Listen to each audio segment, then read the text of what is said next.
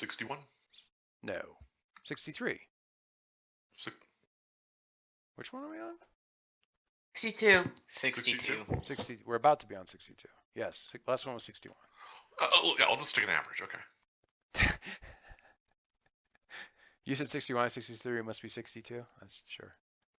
Hey, I thought it was higher than that. For some reason, I was telling Kaylee we were already at 62. I guess not. All right. So, session 62.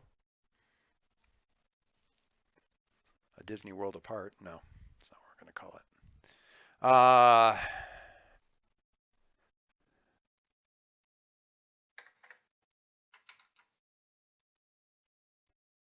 No, absolutely.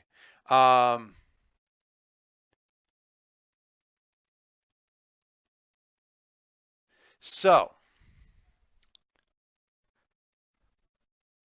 as this is really more like an anime episode than it is like this beginning opening thing here is more like an anime episode than like a comic book. In that the the first page or even maybe 2 pages of it is practically the same scene again, shot from slightly different angles, just to kind of build the energy level back up to the thing. But it's like, well, you already saw this, man. You're just wasting like 2 minutes of the episode, man. Come on, get to it. Not that I'm bitter, My Hero Academia. Anyway, so we're seeing the big scary Charlotte's big scary ghost face in front of Everard, and Everard reaching out and touching it, and his face kind of going all drawn and kind of like almost horrified as he kind of like gets caught up on current events from your point of view, and then getting blasted by the time bubble thing, and Harry racing in, and Charlotte almost kind of cradling him a little bit and pulling at that stuff that's on him as Adam, also kind of works to stabilize the stuff so she can pull it away. And then the other Dr. Infinity kind of flickering around, not able to escape, but still moving, not moving fast, but moving around fast, like moving herself through the space. Practically little mini teleports. For those of you who've seen Castlevania, I'm thinking of the castle effect in like the second to last episode, where it's like flicker and I'm over here, and flicker and I'm over here, and flicker and I'm over here. Except without the nuclear bomb explosions every time it appears. And flinging out multiple bubbles of the time stuff, and Alicia and Summer kind of countering that, and at the same time, Alicia, defending Summer, but at the same time kind of leaving the device open, and the smirk on Dr. Infinity's face as they,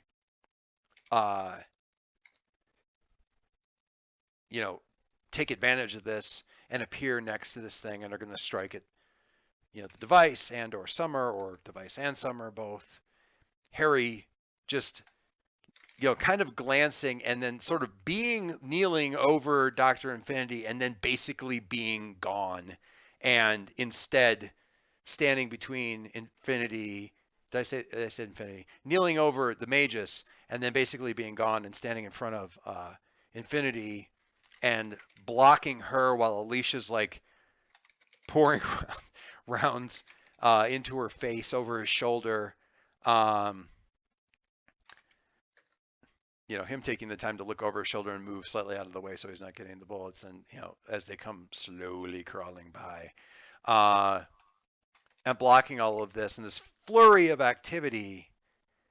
And then the next page is very calm and very quiet, because it's just the mage is kind of on the ground a little bit, and kind of half sitting a little bit, kind of because Charlotte's kind of there, and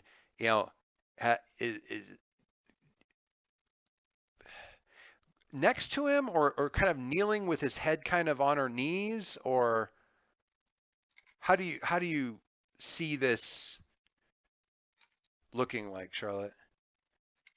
What do you think this looks like? Like, are you next to him? Kind of like, I don't know why I want to think of this as nurse position, but like at that sort of like kneeling next to him, sort of at the chest area, or is he kind of like head on your knees kind of thing, or holding his head. holding his head kind of a thing? And even though it's a wreck.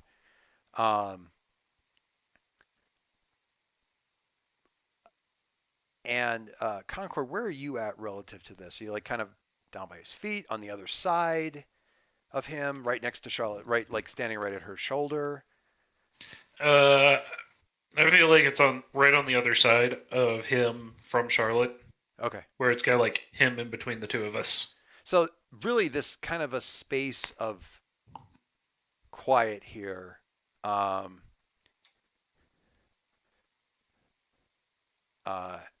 He kind of like licks his lips sort of on the one side and says, not to anybody in particular, this day has not gone as I anticipated. I had a date planned on a lovely terrace in a version of Italy where the gondolas float, and I had chilled several bottles of Prosecco and warmed up several local girls. And that's not what's happening right now. With all due respect to you, you two are very disappointing by comparison.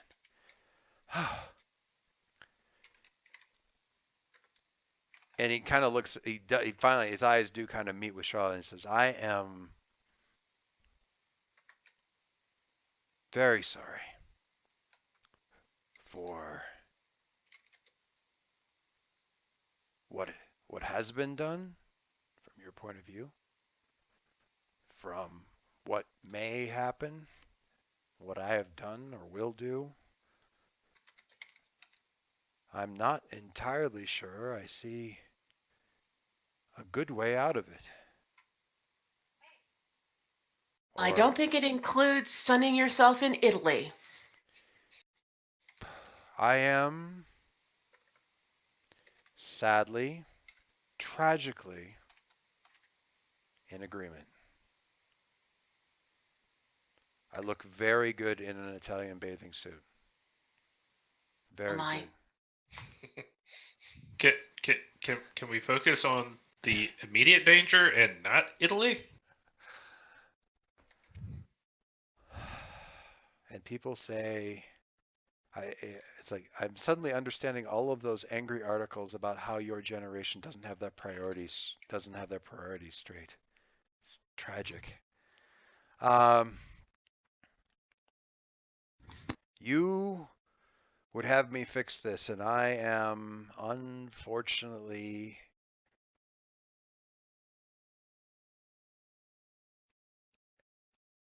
at a loss as to come up with a good reason why I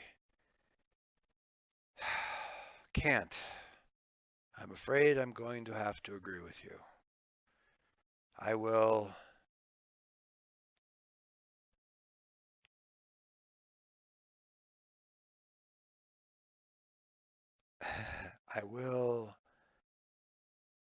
I will do my part in making sure what came to pass does not come to pass.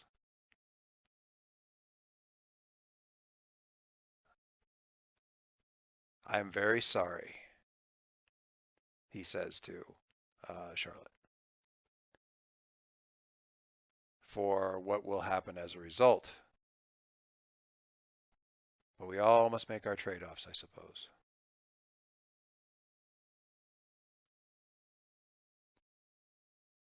Let's get today's situation under control. Oh, well, yes, we should. Well, I mean, I suppose I can stop this. Or Well, make it a bit of a non-issue, at least for the two of us.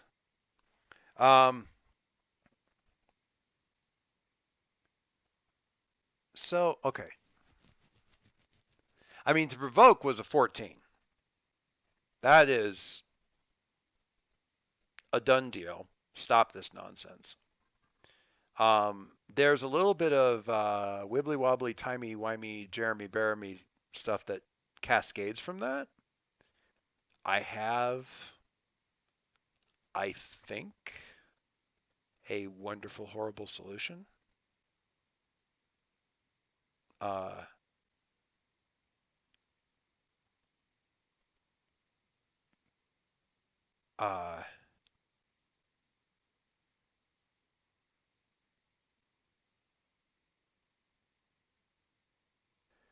And so, or not solution, result.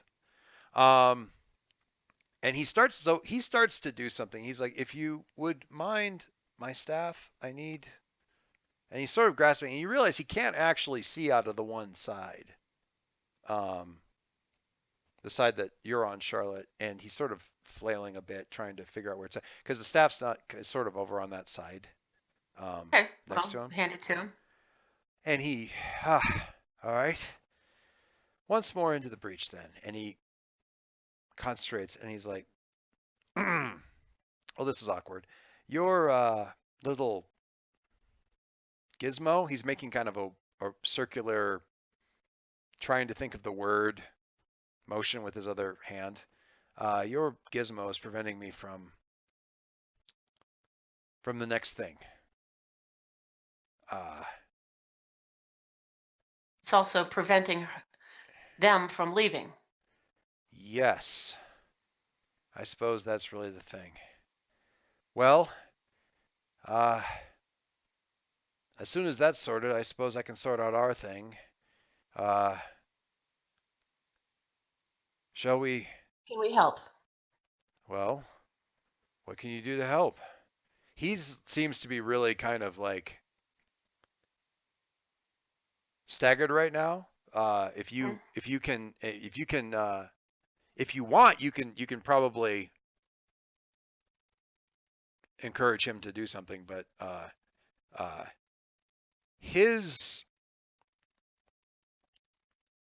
well, we'll get to that. I'll get to that in just a second. There may be a flurry of private messages here because I want to make sure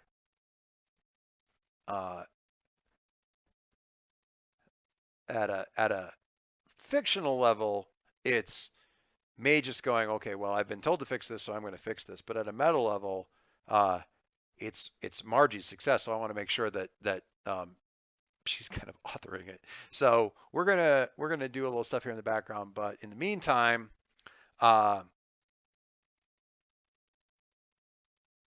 the Magus is like, well, you'll probably want to sort. Oh dear, I think they're doing something, and you realize, perhaps, maybe not, a bit belatedly, or maybe you're not confused by this at all, that the they is referring to is not like all of them or your friends or something like that, but specifically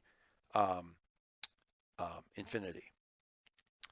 And we'll chop back over there real quick.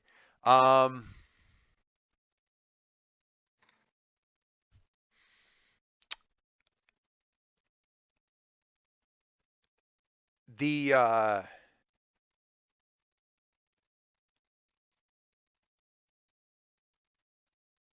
flurry of actions are going on over there. Alicia's bullets kind of slamming into Infinity, and apparently being closer to this device is keeping her from flickering a little bit, and honestly she's putting so much energy into trying to get around Harry that they're landing a bit, and that's kind of, she's a machine, but certainly there's dents and dings and that sort of thing. The head kind of rocking over to the side at one point in time as one particularly solid hit lands. And you see the face kind of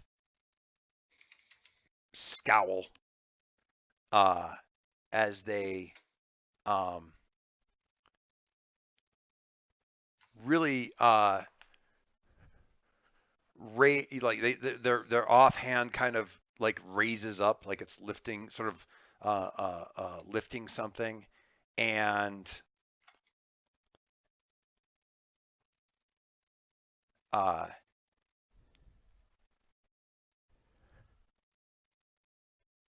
or rather, the hand comes up and then it pushes down like at the ground. And meanwhile, and this is the scary part of it, meanwhile, the blows continue to come, except it's just the one arm, and it's still as fast as what was happening before with both.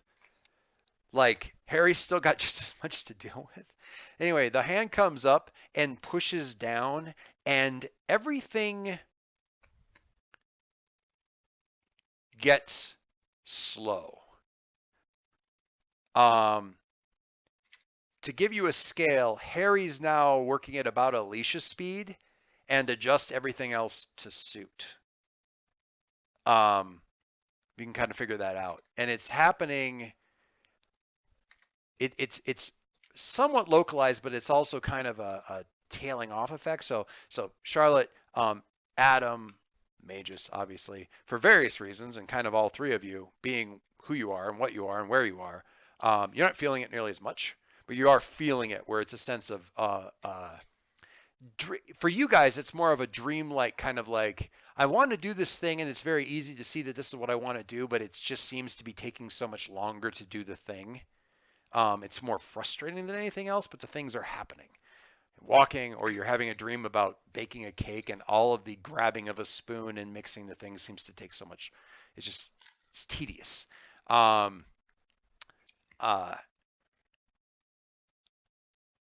Closer, it's worse. Harry, you haven't been this slow in ever.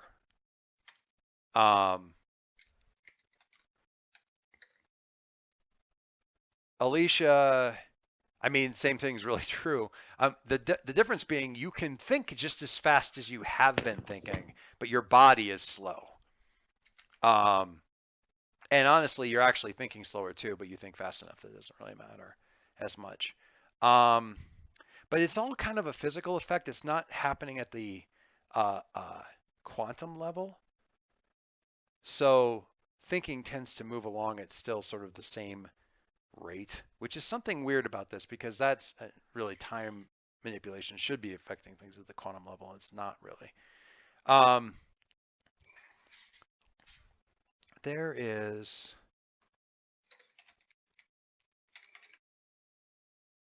I'm just going to scroll up here a bit.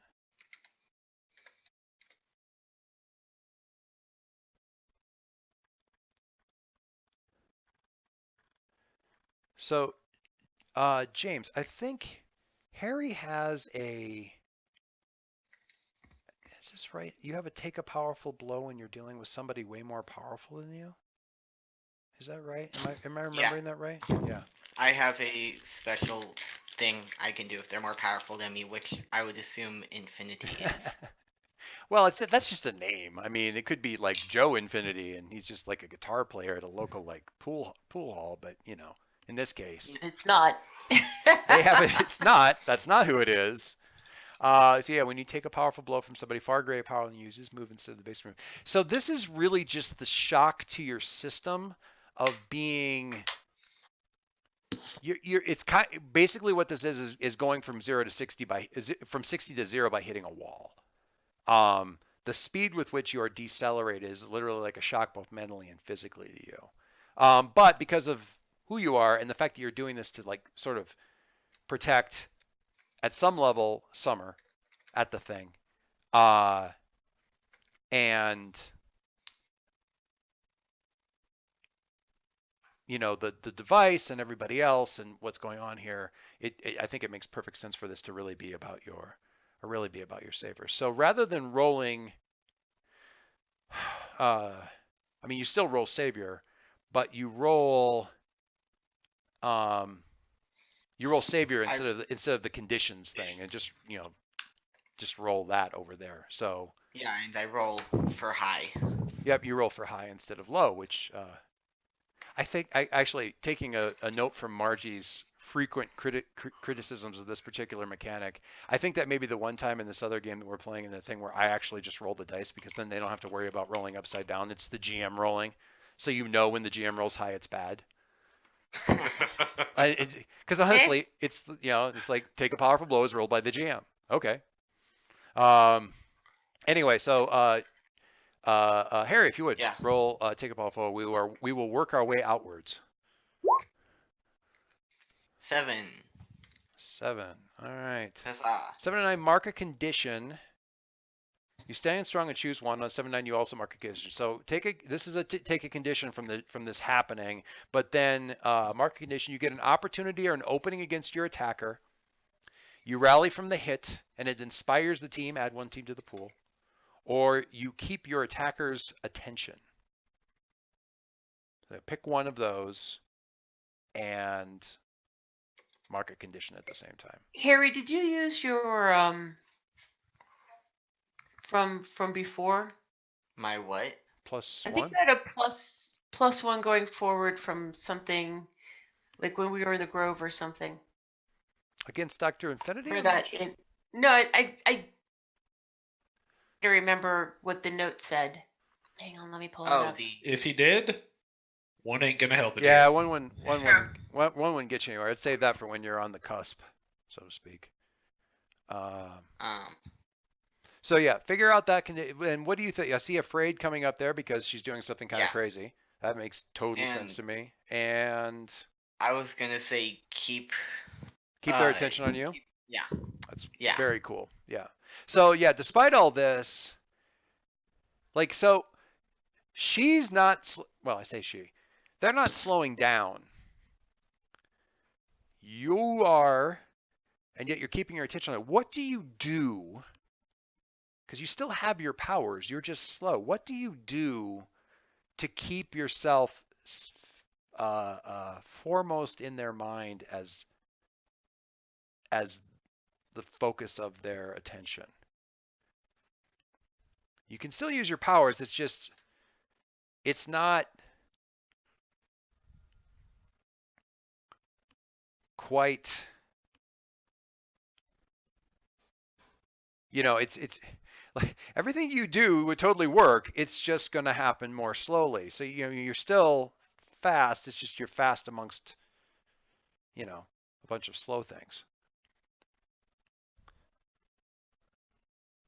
Put another way, she hasn't taken your powers away, so. Yeah. Like, I mean, for example, like a super slow motion, like Uncle Chase's Comet maneuver in super slow motion.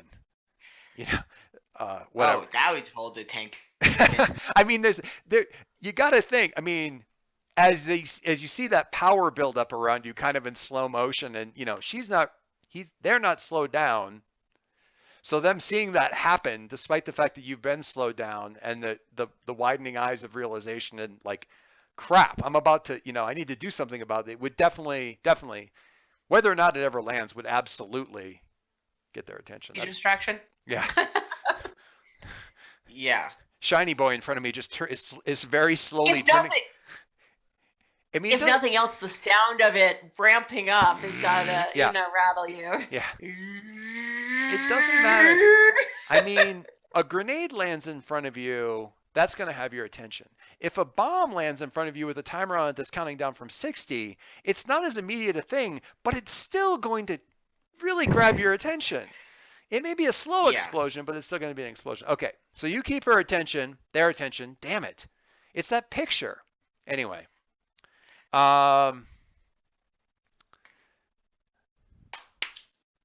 Alicia. Our lack of gender neutral pronoun. Yeah, they're not fluid enough in appearance, I guess, or they're too fluid. I don't know. Doesn't matter. Alicia. So your body is not responding to your mind. You've had dreams like this. You've had more than a few dreams like this. You've had experiences like this where you wake up and you can't move your body because of something that your dad did and Ghastly put in the room. It's like, Your body is barely going to is barely going to respond. How do you deal? How do you deal with that? How do you deal with it now that the room is also filling with poisonous gas? What do you do? You've been in these situations where you're both, in your own mind and actually physically had to deal with this kind of thing. And, in loving preparation, thanks to dear old dad. And now it's happening, in this kind of environment, which is either horrible or exactly what you've been training for. Or exactly what you were trained for. And Alicia's the idea that Alicia can actually, think faster than she can act is not completely out of the Well, that's kind of always been the case anyway. Yeah. So possibly you are thinking slower, but you're still thinking faster than you could be able to do anything anyway. So you have time to solve all, time to consider. But first of all, just I in this case, the take a powerful blow for me in this case is this every nightmare come home to roost, or is it, oh, this is exactly what I've been trained for 20 years or 10 years or whatever? Which is it? And that's kind of what I'd like to find out. So if you would take a powerful blow. Take a powerful blow. Unless you want the GM to push the button. I don't know what's going to matter. No. I am. Despite the character I only play as a teenage girl on TV. That's fair. So You have one condition, so I just hold the conditions button. Yep. Yeah. There's Harry 7. Oh dear, I see full hit. Isn't that always the way? Not now. Yeah. Okay. I am very confused by the fact that Harry's link right after he rolled his 7 is Big Barda. Because she looks kind of like Dr. Infinity. Oh yeah, you're right. The Just helmet a little thing. bit, yeah. Yeah. Definitely, The silhouette, for sure. definitely the sort of Japanese samurai helm. Okay, so this is clearly all of your nightmares come home to roost a bit. When you take a powerful blow. Roll conditions, Mark. Choose one. Remove yourself from the situation, flee, pass out, etc. Lose control of yourself for powers in a terrible way. 2 options from the 7 to 9 list. I take 4 conditions. Take 4 conditions. It's nothing that's quite that bad, but there is a one of the Nova things. If you roll really bad on your burn, you can like take 3 conditions just in one go. Yikes. Yeah.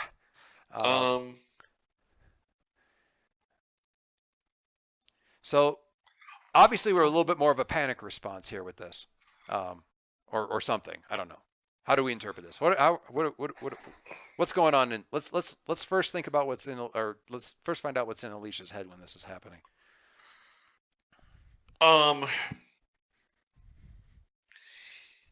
Just tremendous frustration. That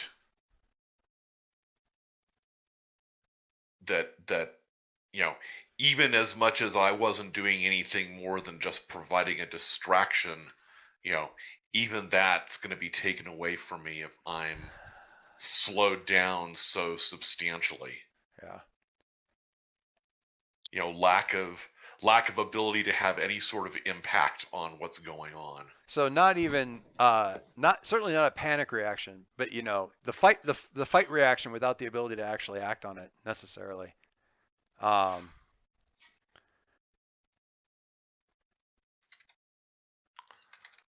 Yeah. So kind of that, anger itself in the situation that I can't make anything. No matter how efficiently I plot what slow movement I can do, it's not going to be enough to deal directly with the situation. That's quitter talk. No, I'm kidding. But it is kind of a little bit about that because you're thinking it's like that frustration level, and you actually get like that. Your dad's voice is like, well, if that's what do you say? I'm sure if that's what you think is going to happen, then that's exactly what's going to happen. It will be insufficient. If you're convinced it will be insufficient, I'm positive that anyone as gifted as you will be right. So yeah, because that's what you need right now is your dad's voice in your head. Yeah, well, my world and welcome to it. So, okay, I am not going to remove myself from the situation. No, I don't imagine that probably.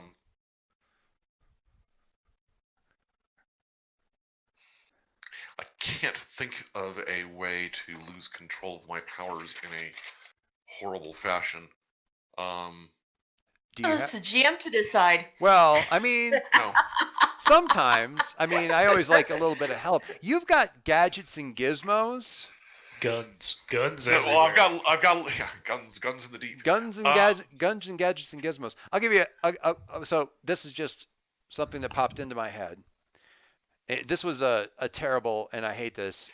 It was all just a dream thing that happened. It was a sort of the cave on Dagobah kind of thing in a Star Wars game that I was in. And I hadn't realized that yet. Either I hadn't or my character hadn't. Certainly my character hadn't. I hadn't. But anyway, we were being attacked by a Rancor, and I had rolled terribly and was about to be popped in the thing's mouth. And this was all an illusion. What wasn't an illusion was the fact that I had a thermal detonator on my belt, and I was triggering it so that when it grabbed me, I was at least going to kill it on the way down.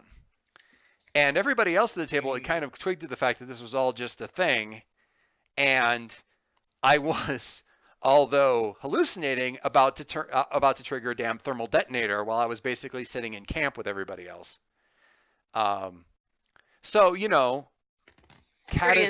catastrophic. Yeah, I think actually one of my fellow people in the dream lopped off my arm with a lightsaber so the Rancor could eat me properly, which I took a miss, let's just say.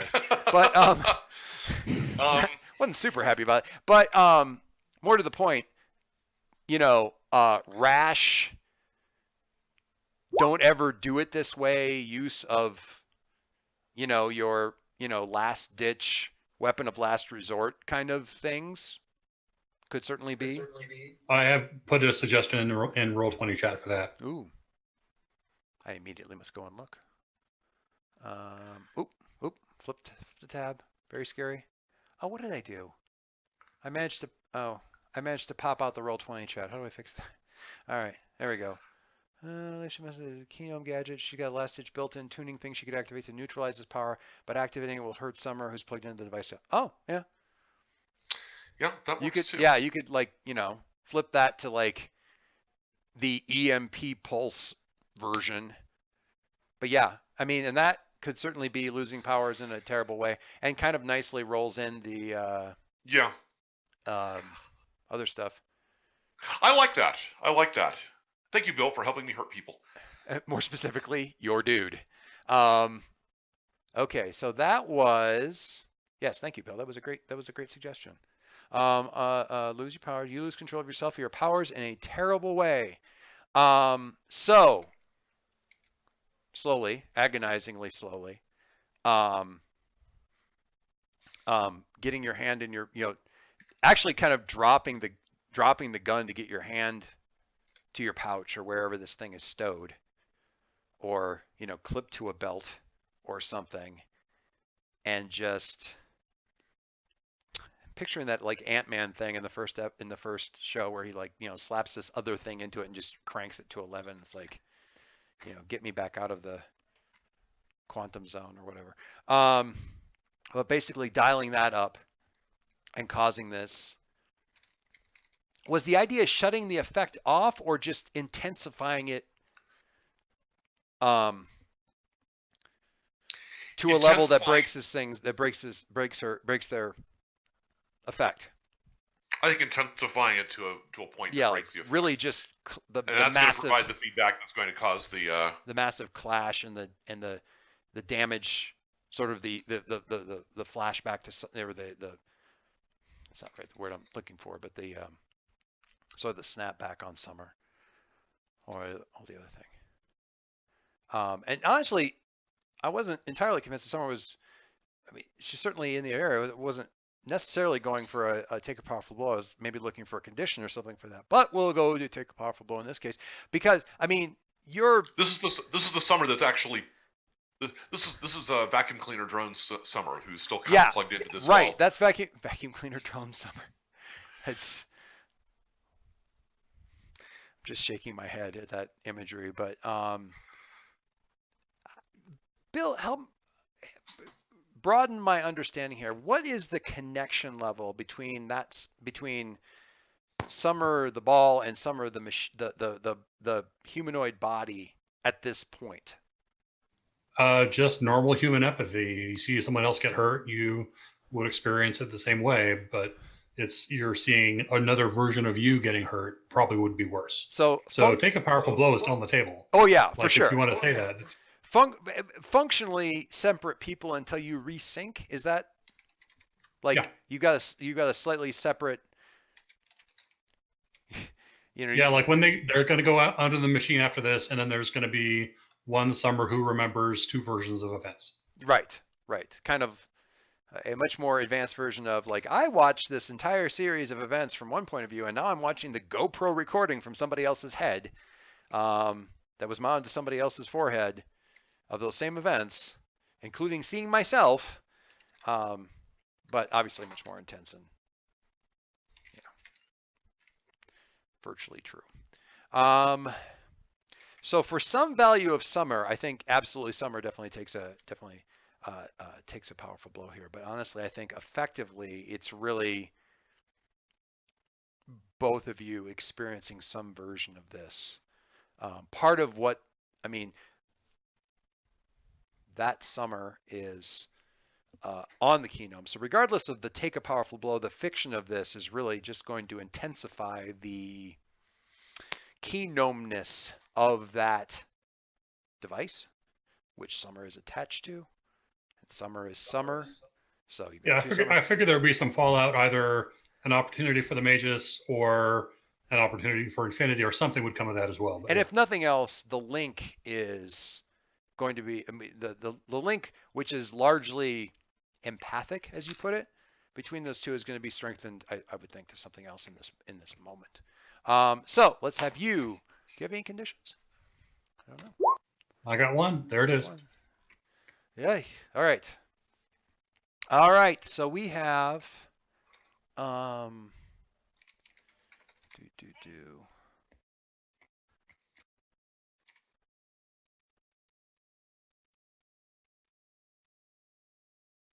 Okay.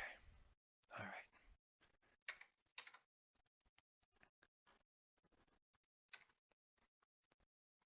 Let me just.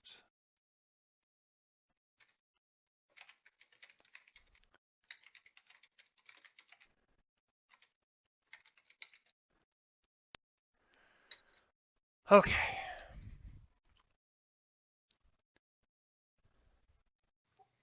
So I know what I'm going to do with that 8. Okay. Let me. I want to, because I think. I'm also thinking about what, because I haven't quite gotten to losing control of powers in a terrible way. I've gotten to the terrible decision. So I kind of want to. We're gonna end with. We're gonna have you be the role, and then we're gonna end with you.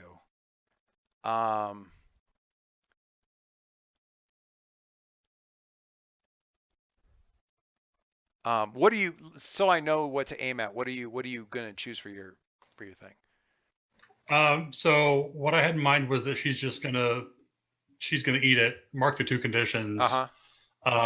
The Summer who's attached to the machine isn't visible. You can't see her emoting, but the Summer who's outside is going to realize immediately what happened. Right. Kind of look at Alicia like with this hurt look on her face, but not say anything. Like she thought about acting, and she's like, "No, I'm not going to do this to her." And she's just gonna... she's And going to eat it. there being two summers, I love that. There being two summers is part of what happens in this moment. And even those of you, Adam and Charlotte, who are further out, not having to worry about the take a powerful blow thing, are going to catch the echoes of this. Summer being right there, and then Summer being a little bit further away, still inside of this effect, is what causes, between that and the clash of the Kenomic energy and Infinity's time manipulation. Honestly, Harry there doesn't help, or does. And it causes kind of a doubling effect. You know how, okay, so think of every J.J. Abrams movie or TV show ever, and you've got that lens flare effect, where it's like the light pans past something and you get those multiple kind of dots of light, except the flare from the machine as it shines past people is causing like, instead of multiple dots, like multiple U. And it starts from Summer because there's already two Summers, and the connection between those two, the space between them, is it's full of summers, it's full of stars, it's full of potentiality, kind of frozen in time at the same time because of the keynote. So who is standing here in this moment? You're seeing this space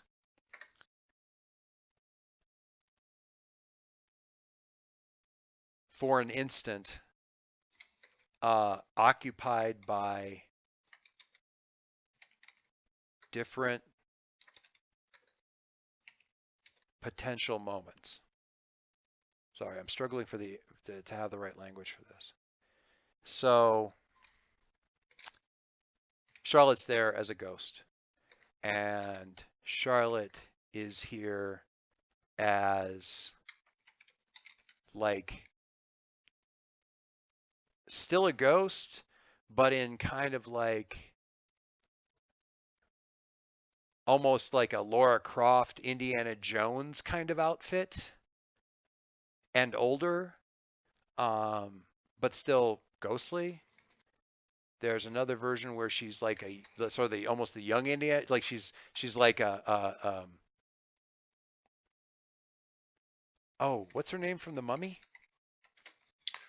You know, I'm thinking of the librarian. Yeah, yeah. But kind of in Take that Bainbridge Scholars. Yeah. sort of in that kind of attire, but not Evie, but not a ghost.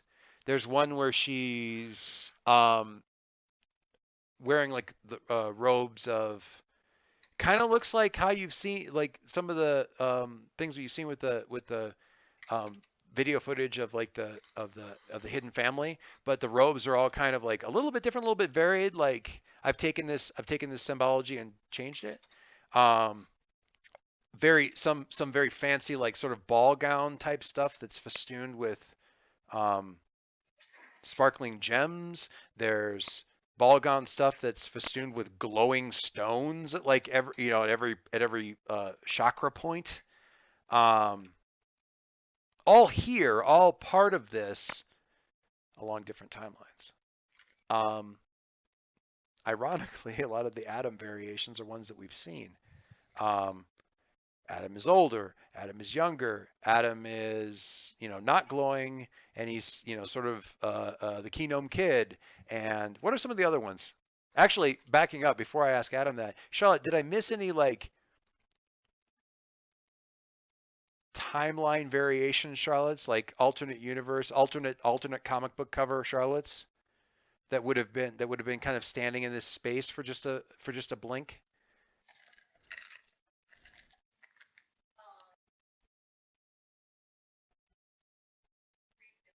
You're muted. Sorry about that. Talking to myself apparently. Buck Rogers Adventurer. Oh god, an image of Charlotte talking to herself. Were there any sort of like Charlotte images? I forgot. Let in the exploding gazebo. Oh, the angry Charlotte. Yeah, like really just rolling with just the anger rolling off and like making kind of the making your hair kind of wave, almost like you're in water, but like it's the anger that it's waving, like the hair and the dress and Angry, stuff. angry Carrie Charlotte. Yeah, angry Carrie Charlotte. But every all these versions. Adam, we've had variations on Adam and everything from the very first one that we saw through, alternate Adam, really full on space Adam. Every inch of his skin is Starfield Adam.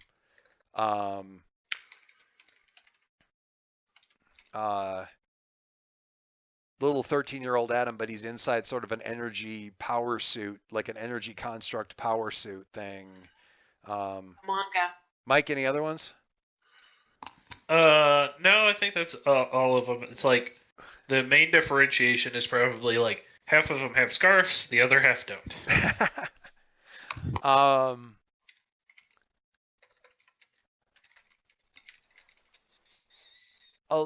Harry.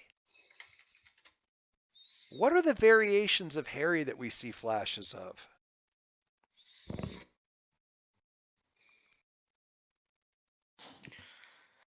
I got one for you. We got one of them where you're basically in the vector speed power suit, like from the future. Yeah. Like the sort of different color scheme, but basically the same kind of tech.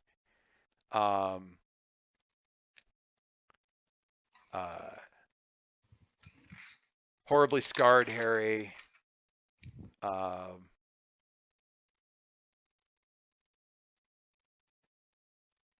What other ways might Harry have gone? Leg.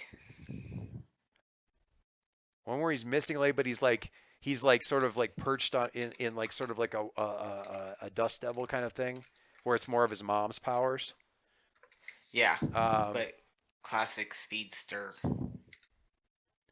Yeah, classic speedster look. The Hermes thing, you went full on Mercury. Oh goodness. Did the Complete with just like a wispy thing around your waist. Did the mythic costume? What about Alicia? You got Adventurer Alicia. You've got Muddy Gorilla Alicia. You've got Scarred Alicia in a wheelchair. You've got Alicia writhing with nanobots. You have to have one of those. Writhing with nanobots. You got Alicia in kind of full out sort of Mandarin Chinese formal outfit, looking, looking very superior and very not nice. Pregnant Alicia. Pregnant Alicia. Probably wouldn't be at the fight if she was pregnant Alicia. Power armor Alicia. You think that would keep Alicia away? True. Absolutely Link's power armor Alicia. There's some alternative where that happens. Sure. One where she has nanobots around her. We had definitely had the nanobot swarm one. I'd love to see one. Oh, Robot Alicia. So, like, looks like Alicia. Everything's but it's completely transferred into the body, into the host body. Yeah. In that case, we've got to have. I mean, we got to go full on transformed Alicia and have one that's basically a spider bot. I'm sorry. What was the last? Spider bot. Because dad. Well, it's just saying transformed Alicia. I know. Yeah. That one has to have like lots of tubes coming out of the head and things like that. Yeah, for hair. Horror show automaton Alicia. I'm in a weird way. This is just like that. This is the one homage moment to Overwatch where you have like all the heroes that have like 75 different skins. There's you got to have that one that's like inexplicably this is you, but you're dressed like Evel Knievel. Like, why would you ever? Anyway.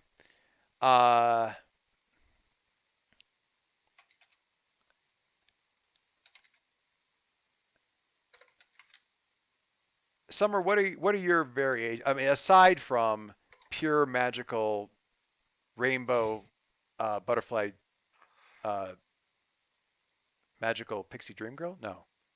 What's the first one? So pretty much all of Mike's art ever. We awesome. had four different costume options that I posted in a thread as well. Right. One of which is she's doing right now, but the other one is like Lady Low Key, and then a couple other like iconic sort of superhero looks. So basically, just all along the spectrum. She could be anywhere and everywhere. She's got a lot of ground she could cover, and she probably would cover it all. Yeah, the one like commando face paint Alicia is standing next to one that's kind of like,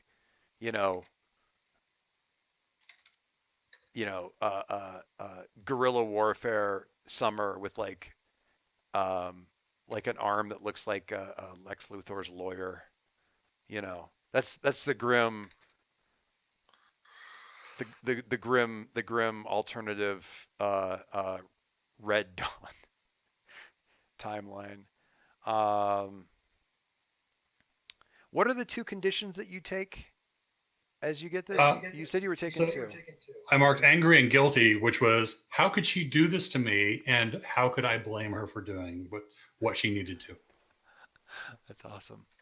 And the thing I'm going to add on to this is that in that moment, there's two parts to this. In that moment, as you kind of turn and there's that sidelong glance at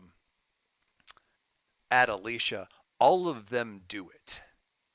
Like they're all kind of looking at Alicia like, what did you say, disappointed or sadly or? Kind of, yeah. She's like, it all just had to, not so much sad or angry at Alicia, but sort of just it had to come down to you hurting someone to keep yourself alive, didn't it? Not even you wanted this, more like this is what fate had in store for you. So half of it is like you just had to hurt somebody to save yourself, but the same thing is like this world. I feel badly that this world keeps putting you in situations where you have to hurt somebody to save yourself. Exactly. You are that is a complex creature right there. That Summer.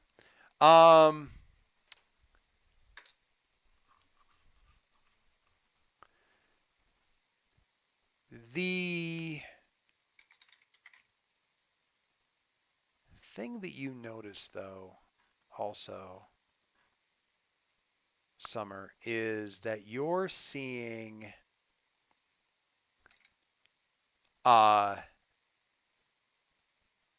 infinity being redoubled.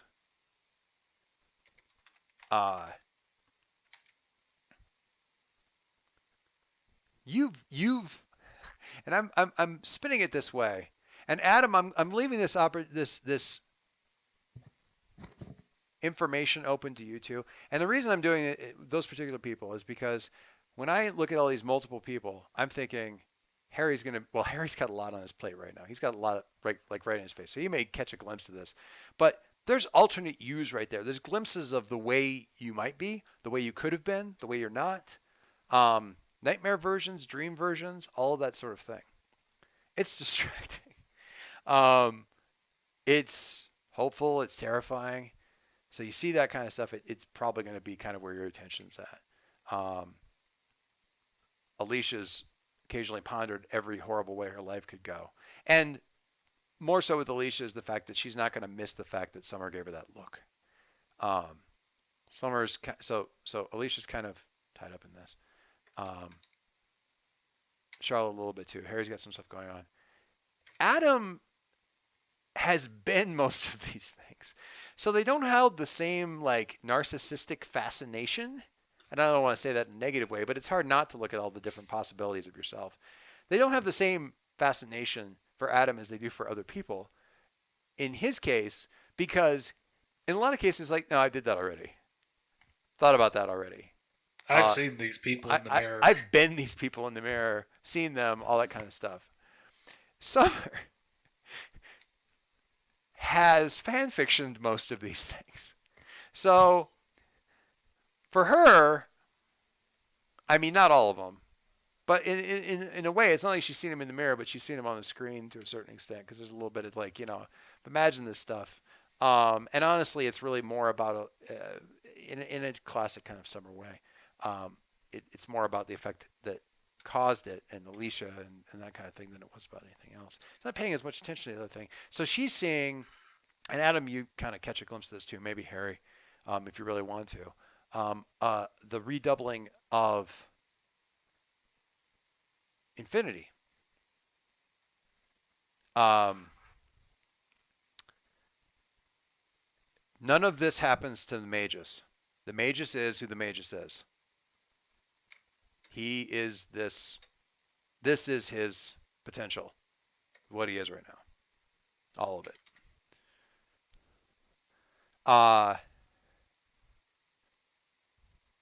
But infinity is lots of different images, lots of different variations.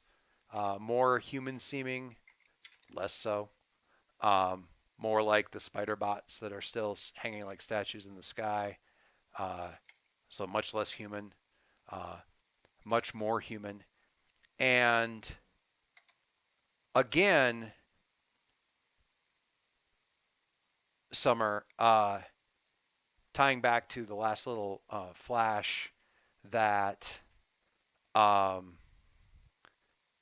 you guys had at the end of the last thing where you saw that familiar thing where Infinity was attacking Harry, you recognize some of these forms. You, not exactly, none of it's exactly, because for Infinity, who they are now, none of their potential realities are close enough to be wholly familiar. They're all variations on who Infinity is, but you do recognize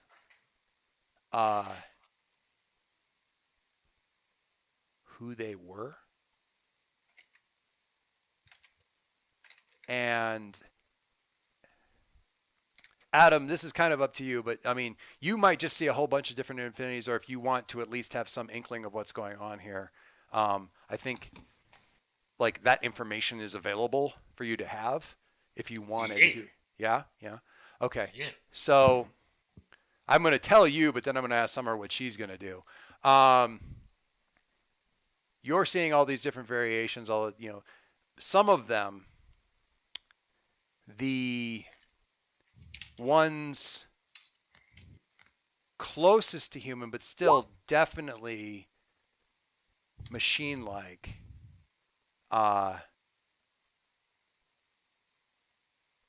Your first thing is like your first thought is that you're getting more redoublings off of Summer, and you realize that what you're actually seeing is variations of Numa, of Numa, maybe, or Arya, maybe Numa, but it's not Summer, or at least it's not being reflected off of Summer. You tracing it back, you realize it's coming off of Infinity, and right then, Charlotte,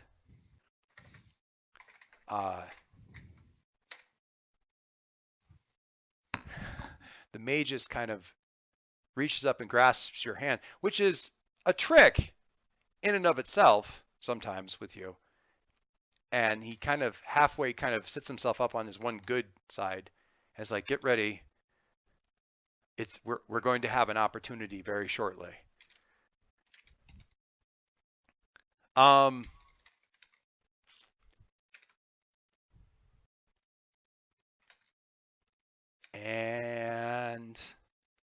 okay.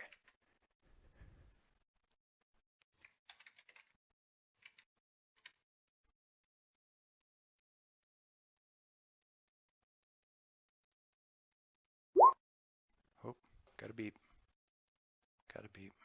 Oh, just side. Oh, okay.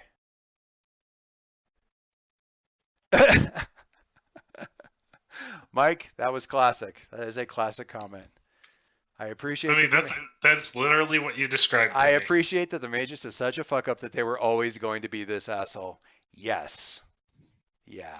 Well, there's also the fact that now he's the Magus. He pretty much contains all potentialities, so he, of himself. So, he is what he is, for good and bad. And thus far, as far as any scientific documentation has been able to prove, the only one with a consistent track record of slapping some sense into him at any point has been Charlotte. And boy, did she slap him. She's managed to go 2 for 2 on slapping some sense into him. I think that's just what he needs. Which is sometimes a boy just needs a slap. Okay.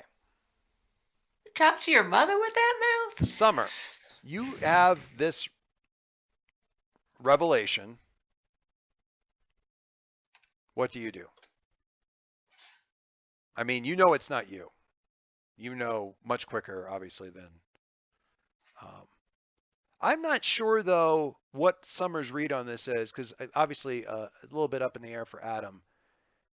And time variations and timelines and stuff being what they are, whether you see it as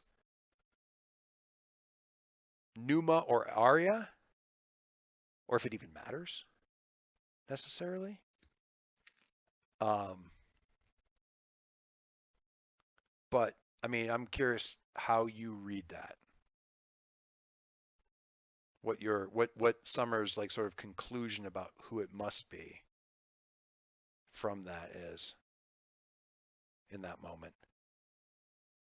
Well, all of Leo's bots to facilitate combination have a device called the heart gauge. Right. And that sync with each other in terms of their mental stands, see how close they are mentally. So she's going to send out a ping to see any combination ready robots. Oh boy. And she's going to get a readout from either, yes, ready, or no, definitely ready, as a delta between like where her mind is and where the others are. Okay. That is, I love it. All right. One of the so I'm just going to pause for just a second because I've been listening to the start of a campaign podcast for a mass game. And there's a bit in there that I really, really like where the guy says, okay, so do you, like the person's Nova and they're a witch, and he goes, was your mom a witch? I'm not sure. She died when you were born. Yeah. Is your mom a witch? I'm not sure. Does your dad know where you are? I don't know. He goes, okay. Was your mom a witch? Yes. Does your dad know where you are? No. Because there's this, but there's also like, seriously, we need to know. So I love that answer. But I also want to say at the meta level, does she get a ping back that says it's Arya, or does she get a ping back that she's going to get a ping back? Does she get a ping back that says it's Arya, or does she get a ping back that says it's Numa? I think that she's going to get back that says, and okay, wait, because I literally lost. Yes, same here. I lost the name that you said. Well, so what it actually was, it doesn't necessarily come with like unique identifiers. Sure, but I'm saying like the delta. I think the delta would indicate. Oh yeah, she's going to get what feels like a Numa rather than the Arya that she knows, because the Arya that she knows was shaped by a very specific set of circumstances that this one probably didn't go through. Yeah, I mean, we've obviously seen variations of Summer. We just saw them, literally. We just saw them caused by a thing. But with that said, I think that instances containing Summer are relatively rare in the, call it multiversal Newman diaspora. That particular variation is a rare variation. So Numa's going to just generally be more numerous in those variations than Arya, so to speak. Yeah, sort of, yeah, for some expression of infinity. Okay, so that's what you get, and I think there's something else Really? to this as well. Really, Dave? They're more numerous? Really? That's what I thought you were trying to say. No. You left your set. Oh. No. Oh, God, that hurts my head. All right. Before we get to what you do, See what I have to live with?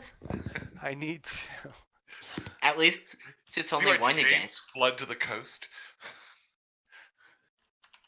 Okay, hang on for a second. I gotta message people. Talk Oh, amongst that's yourself. bad, Bill. Yeah. That's really, wow. Okay.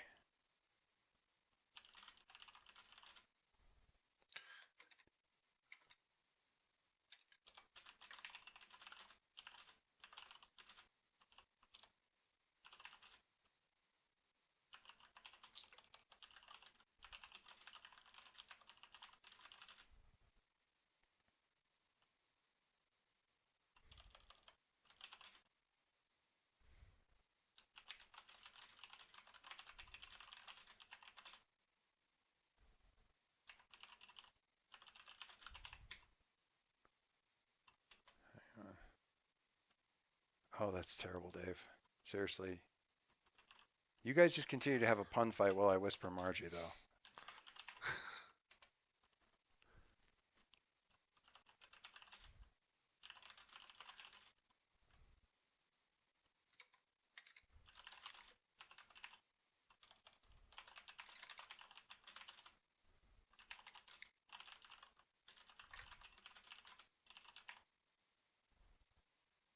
Oh my God, Dave. Seriously, Again, seriously, my life. seriously, Margie, throw something at him. It can be stuffed, but I mean, I will accept. I would accept within the brackets of stuffed a fairly full cat, like any really. That's a I very would, but the kitties specific. are so cute and asleep that I'm just gonna have to pound him with a pillow instead. That's fair. That's fair. Ow. And I did it with strength. I didn't just do any whoopee hats on him. Okay, so Margie, you have two things there, and if process that and man, I can get much more specific, but I'm trying to like leave something for the surprise panels. Unless you'd That's rather, okay. yeah. Is No, that no, I'm good. is that in line somewhat? Does that work? I'll send you a note. You don't need. See, here's the thing. You rolled so goddamn. I mean, it's like you want to be able to take care of things, but you did. Like Magus is fixed. I just have to get to the point where he can fix it. And you did it all without even having to use your powers, really, because you just sort of provoked him, which is awesome. I think it's ironic that things can be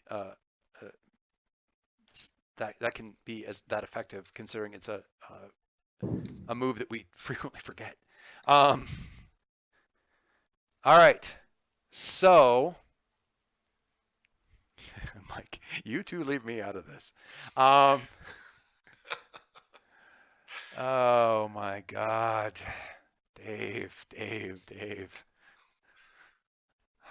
All right. Bloody but unbowed. All right. First of all, I love the idea that you're able to like send out that little heart gauge ping, even after all this time, and get a response back. And when that ping response back happens, you actually see in that moment,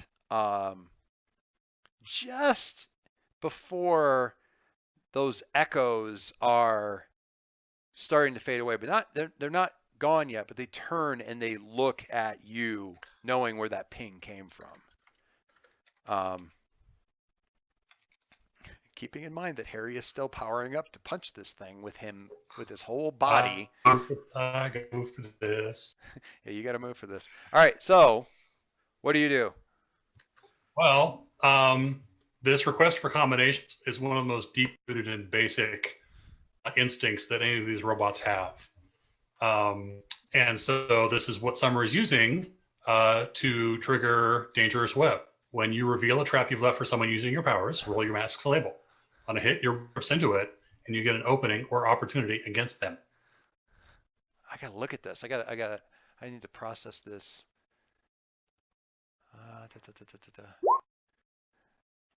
You're rolling. I'm looking still. Oh wait. Oh, you whispered me. We all got that. That's all right. That's fine. I don't think it's gonna surprise anybody too much. Where are we? Okay. Secret dangerous web. Gotcha. Oh, you flipped your freak, didn't you? Yep. Reveal a trap you left for someone. Roll. As label.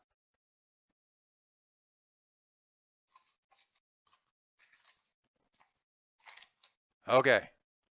All right. I understand the move. Hit me. Or rather, roll freak. Or rather, roll dangerous web.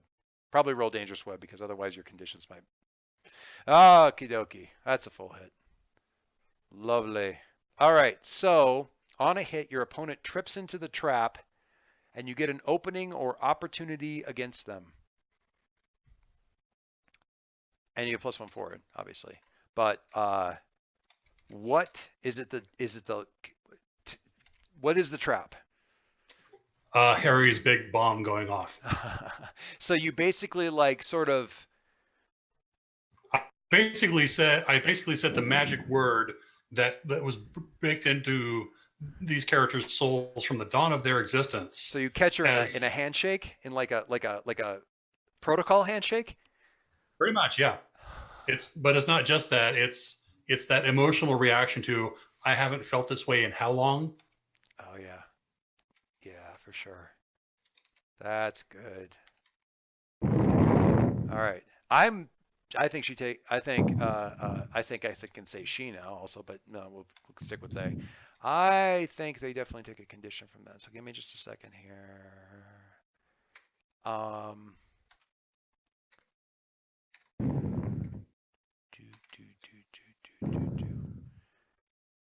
Sorry, I got to get into.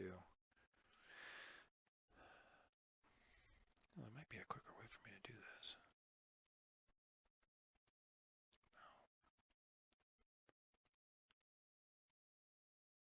Yep, there is a quicker way for me to do it.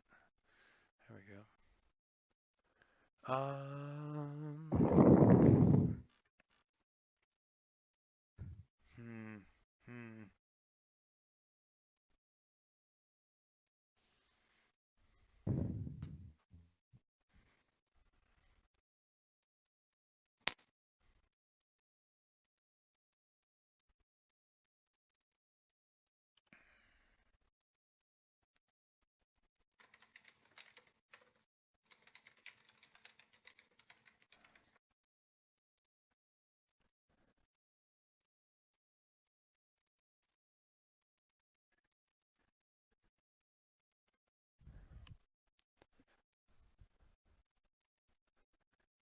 I don't honestly know which thing I'm going to shift here. All right. So, and I'm just going to have this be, for all intents and purposes, like, and tell me if this doesn't make sense, but almost a psychic connection, Bill, like a communication at that level, at that ones and zeros level, really, but like at that handshake level. I'm going to use words, but I don't think it's really necessarily words as much as just the communication. Okay? Okay. Sure. Does that work? What they say back to you with this bitter, angry, ultimately very, very sad, but bitter and angry, far thicker on top of it, sneer is, you're so smart. And you've tapped into everything about your nature, and you just understand us and every variation, and you just know you're going to get right down in there and find what my real core programming is, because that's who I really am anymore. You don't understand what can happen if you actually really care about somebody else. You're not ever going to be real. You're always going to be clever enough to look like it, or powerful enough that no one's going to question it. But you're never, ever going to have what I had before he was taken away. And she's going to shift your blank up and your mundane down. And I don't, the way she said that, it could be superior or freak. And I guess it doesn't, I mean, I just don't know which one. Both of which are maxed at this point. Right. So, I mean, functionally, I guess mechanically, it doesn't matter. Is your mundane? Well, your mundane would be, your mundane's always good, though. Oh, no, you flipped it. Right. You're flipped. That's right, you flipped it. Okay, so in any case, well, it's the basic level or label shift kind of thing. So it's let it stand, in which case you take a condition from that, all of that, or you resist it. I'm going to reject that influence. All right. So we got the reject the influence thing, which is somewhere in here that I will find because I always. All right. Influence. When you reject someone's influence, roll. Just roll. Let's see what we get. Bloop. That fateful bloop. A 7. Ew. All right. I think that is just enough. On a hit, you successfully hold to yourself and tune them out. On a 10 plus, you get choose 2. On a 7, you choose 1. So you tune them out, and then what? I think you have to immediately act to Well, reject. there's a couple. Clear a condition or mark potential by immediately acting to prove them wrong. That's the only one that requires you immediately act to prove them wrong. Shift one label up and one label down, your choice, or cancel their influence and take +1 forward against them. So there's actually only one in there that requires that you immediately act to prove them wrong. Well, I'm clearing a condition because I got 3 marked right now. So. Clear a condition by immediately acting to prove them wrong. So the labels don't shift at all, and you've got this, and this is all happening. But in the same time, Alicia did this thing. So Harry, guess what? You're speeding up. So is everybody else. So that's. Go ahead. Bill, do you have insecure? Me? No, he does not have insecure. Nope. Okay. He did not have. He had afraid, angry, and guilty. Okay. But that's a good question, Dave. Thank you for asking, because that would have.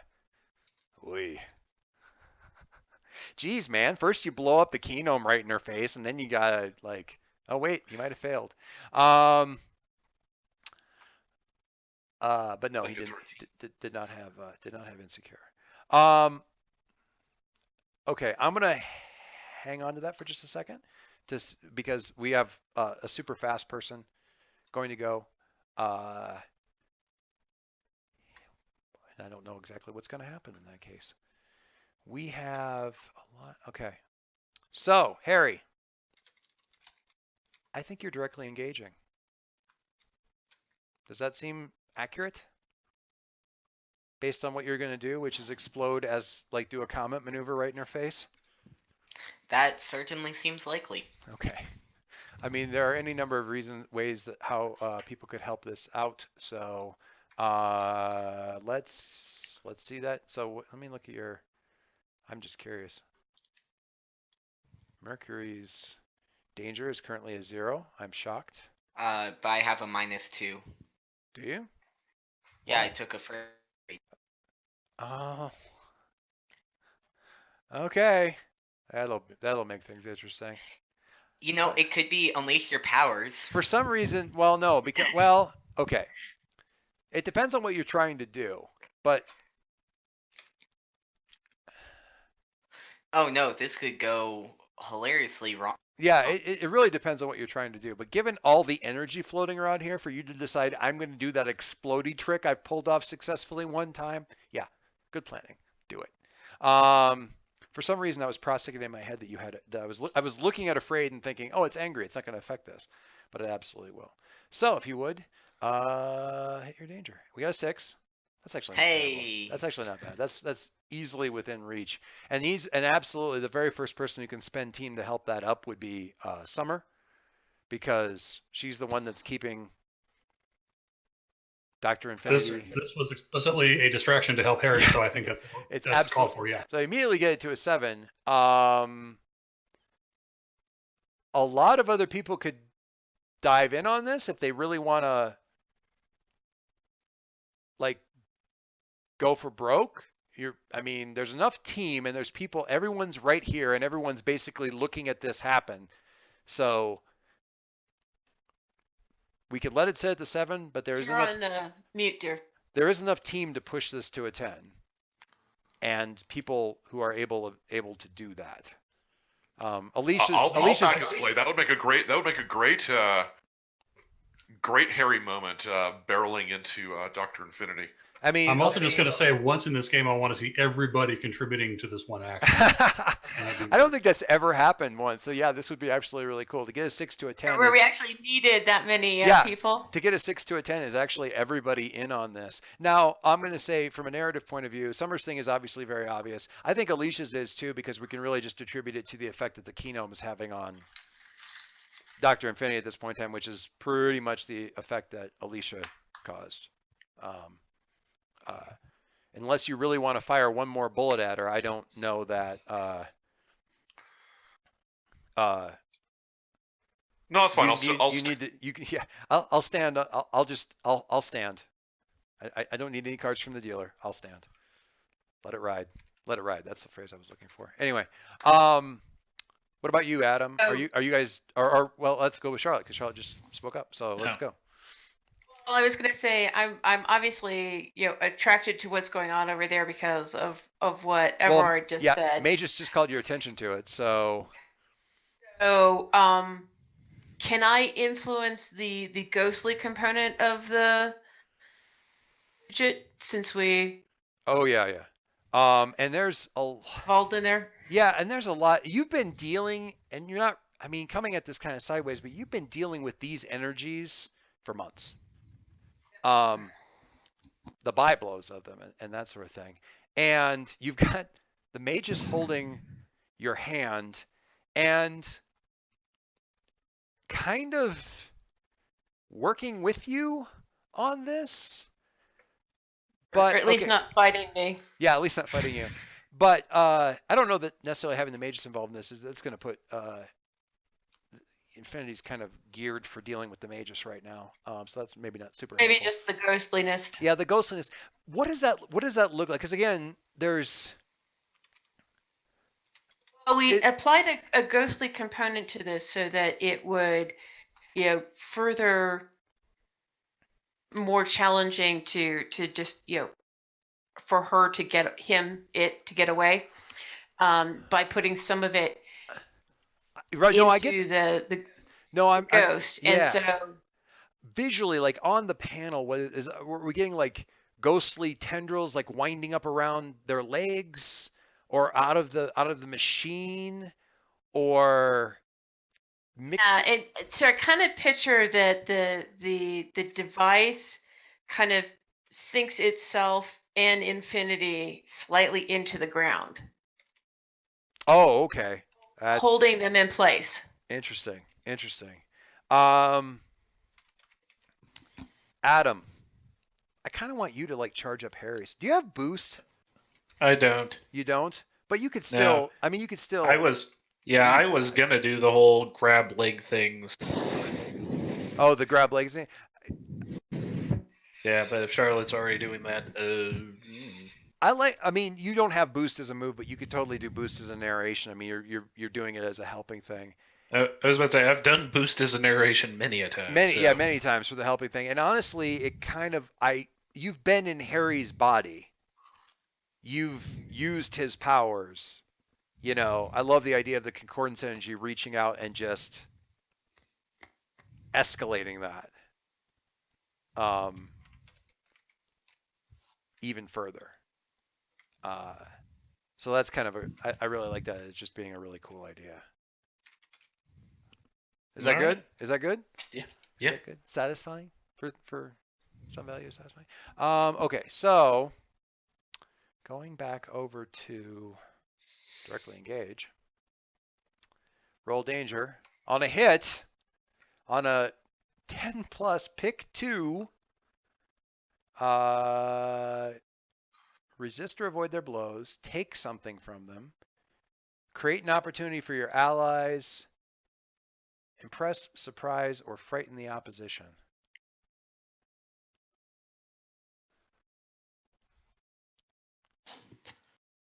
And you get 2 of those. I mean, the easy one would be like resist their blows and take something from them. I don't know what, but those are the ones that immediately leap out at me that don't require any kind of really major mental gymnastics. I was figuring this was less of a avoid their blows and more barreling into them. Oh yeah, so you're willing to be rocked by this at some level just because you're really just going all out. All in. Mm-hmm. Okay, Yeah. so what? So not resist or avoid their blows. Create an opportunity and take something, or do you want them frightened? There's an interesting. That'd be amazing. It's kind of funny that there's a move here that the Legacy has that Mike didn't even know the Legacy had, where you can like kind of pull your punches on directly engaging. Yeah. It's that I don't know, you don't have it, which is why it's never come up.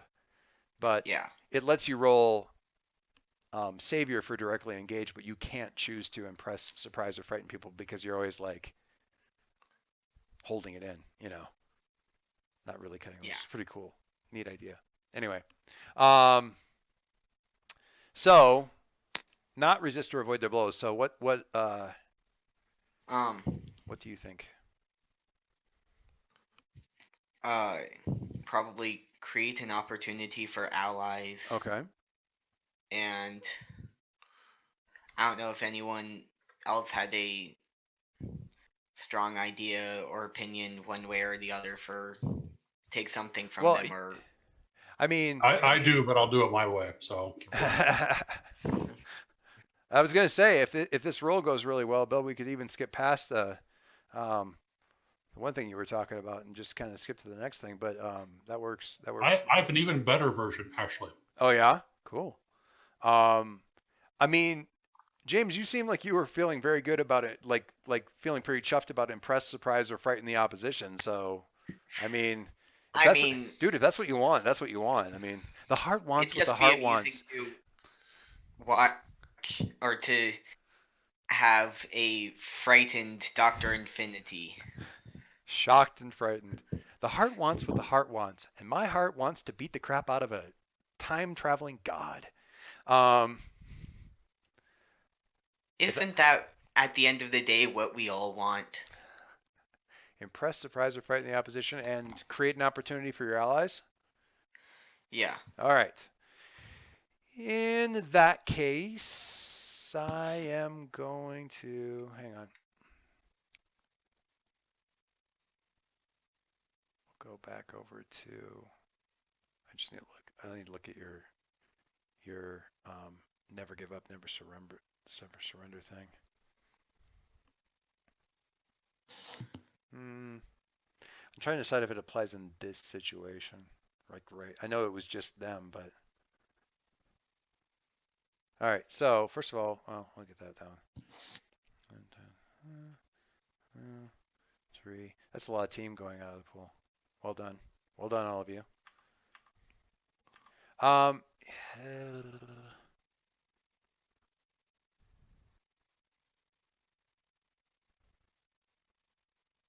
Yep.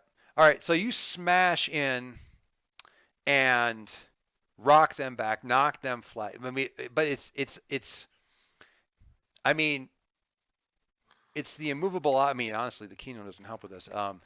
The immovable object meaning the unstoppable force. You both kind of get rocked by this. I mean, the shockwave fills the whole area.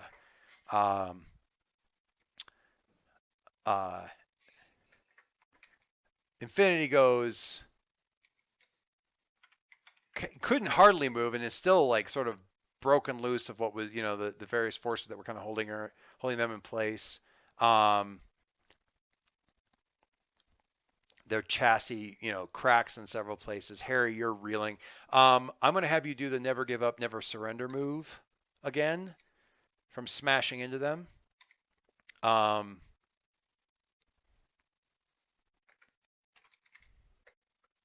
So if you would do that for me, and I need to look at one of the sheets I got up.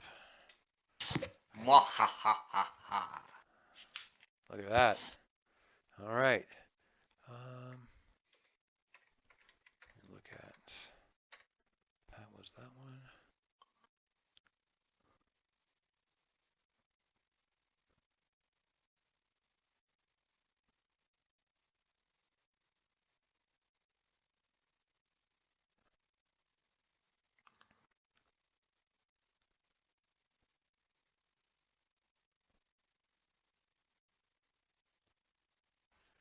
All right.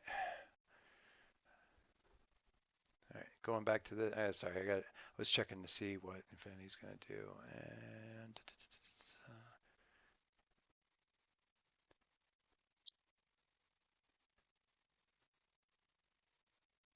So you do not mark a condition. You stand strong. Choose one opportunity or opening, which you already made for everybody.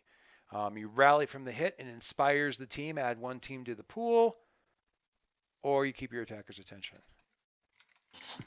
I was figuring rally from the hit. And inspires the team, and nice. Yeah. I like that. I like that a lot. That's fun. An inspired team that has an opportunity.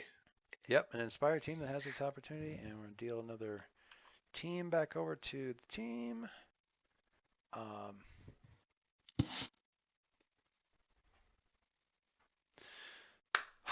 Okay.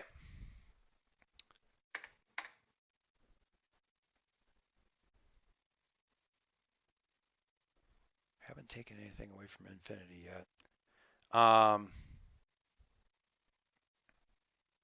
So yeah, Infinity rocks back. Kind of goes down a little, kind of backwards a bit. Harry, I mean, you hardly moved more than like a foot, but the impact was if you'd had like a city's worth of streets to wind up for. And you see him kind of like, bend over a little bit, kind of from like the impact, and kind of shake his head a little bit, and he stands up and like, just kind of like, completely is still kind of glowing with that energy build up a little bit, or maybe residue, maybe the concordance stuff still kind of around him or anything. Harry, what do you say? You got to say something. Like looking down at them, or to everybody else maybe.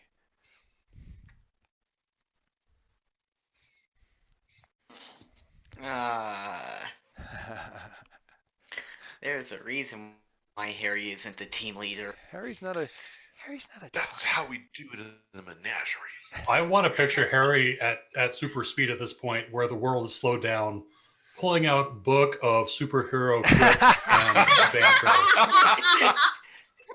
Troy flipping through that his dad gave him, because you always have to have a good quip at the right moment.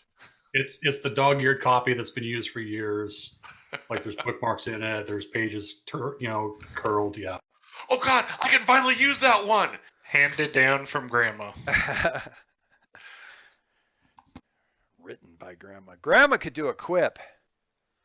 Back in the day. You don't have to say anything if you don't want to.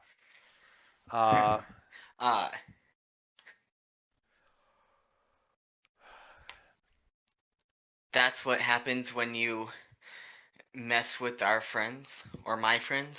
Oh, very nice. I'll take that. I will absolutely take that.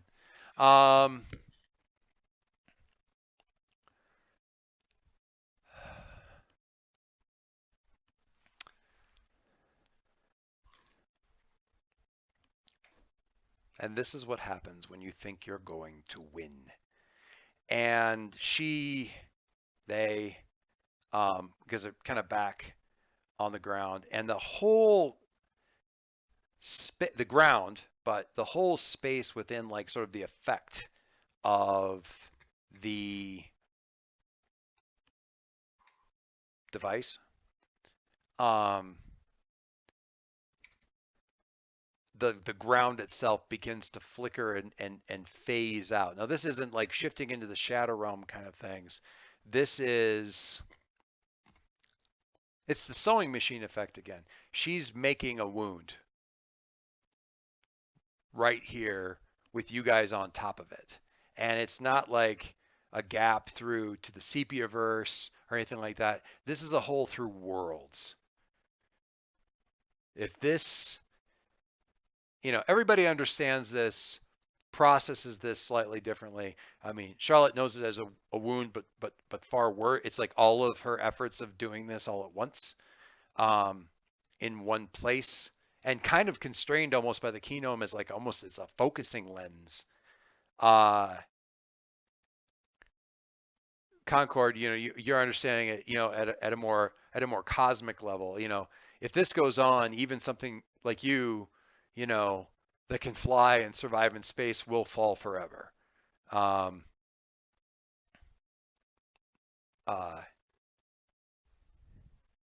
in a weird way, there's still that echo effect around infinity. There's all these versions, and in all these versions, they're still doing this some sort of horribly extreme thing out of sheer hopelessness.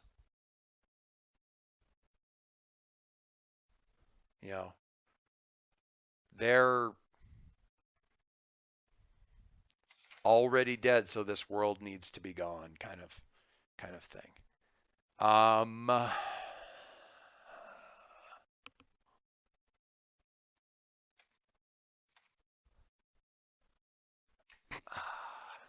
to make sure everybody gets their go. Gets their go.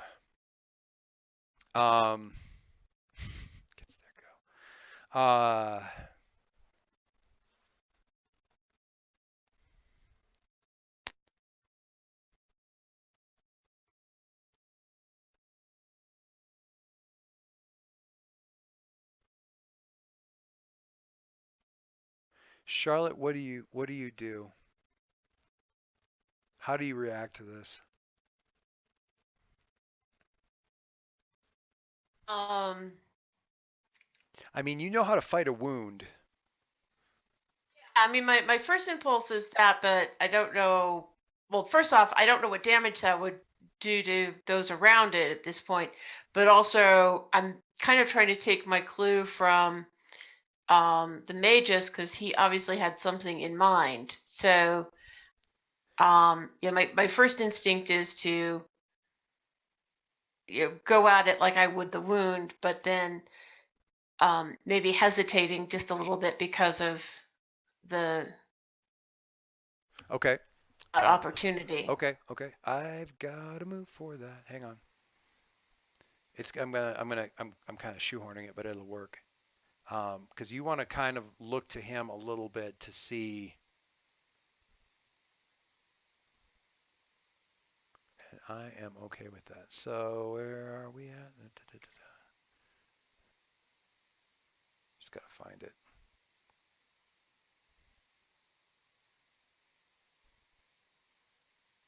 There we go. All right.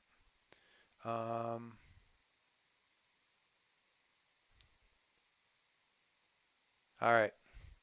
I'm going to have you roll. I'm using this thing kind of where you're like, reaching out to a adult hero, using that term really loosely. For this to kind of take a lead on this.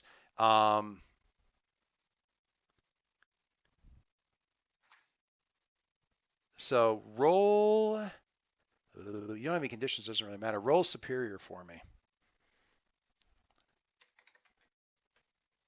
Let's see how well he's got his, it's really more about how well he's got his crap together.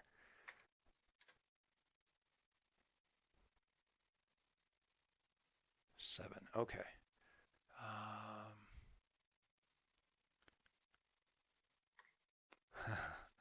All right. Your instinct is so your immediate thing is to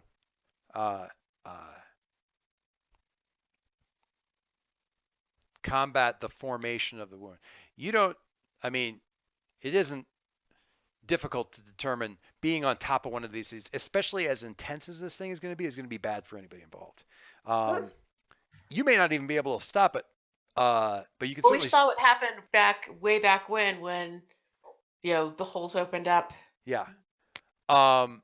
It's very bad, and you may not even be able to. You certainly slow it down. Your intention is, you need spirits, you need that spiritual energy.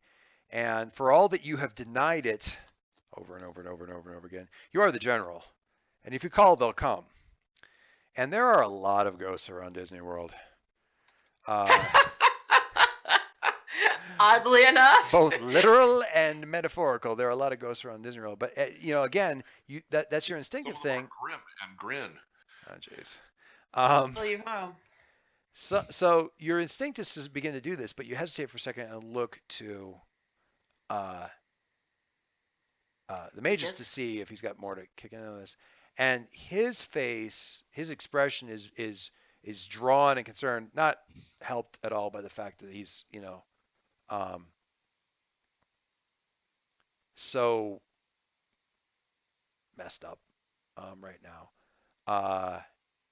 And when he sees you looking, he kind of like shakes his head, and it's not like a no, don't do that kind of thing. It's really that kind of head shake that you get from somebody who's like denying, no, this can't be happening kind of thing. Mike's right. Mike's right. The cold, painful reality of the Magus is that in every reality he's just this shitty. He kind of shakes his head and it's like, I can't be here for this. It'll just start it again. We have to get out of here. So that's the 7 and 9. You can absolutely. It's the hard choice. If you want to force it, you can keep him here, and probably even get him to help in some fashion. But what he wants is to get away, and you've got the capability to do that. And can I pause briefly to see what the rest of the round brings? Oh, absolutely. I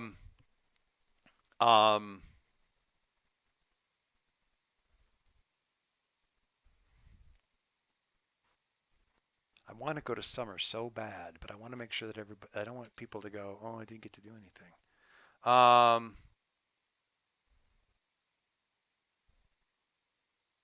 people still slowed down, or is that released? No, that was Alicia fixed that.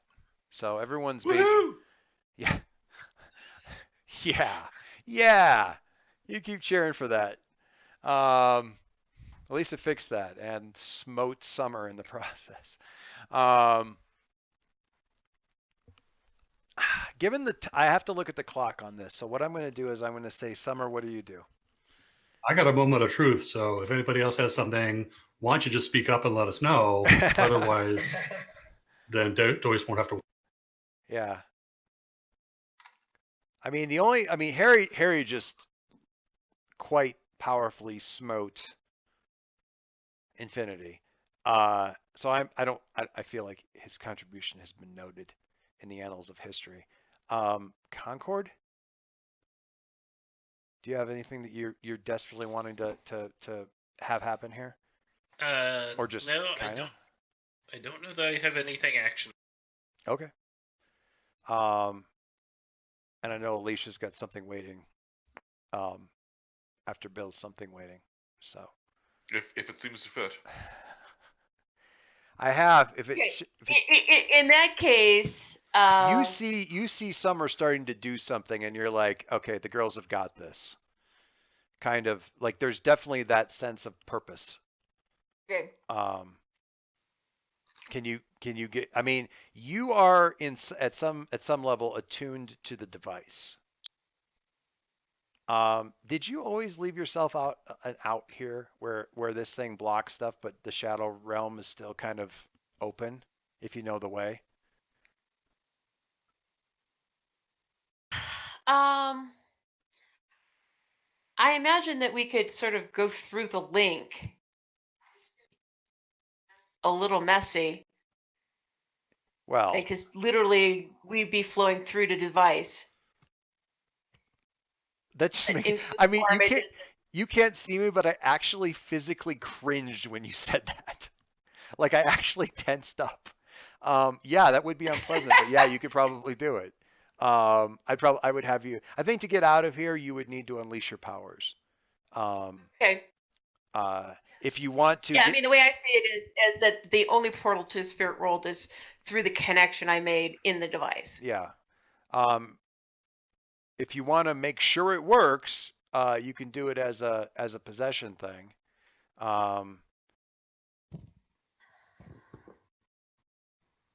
Roll it as the possession power. Kind of imbuing your power into the thing, or relying on the fact that you imbue the power. Otherwise, it would just be a straight up unleash your powers kind of thing. Both of those are a freak. So yeah, both of those are freak. But if I do it as a possession, then it can't actually fail. It can't actually. You'll get out. It's it's just other things happen. It's a question of where the 6 happens if there's a 6. Whereas with the 6 on the unleash, it's there's too much crap going on. You're gonna still be here.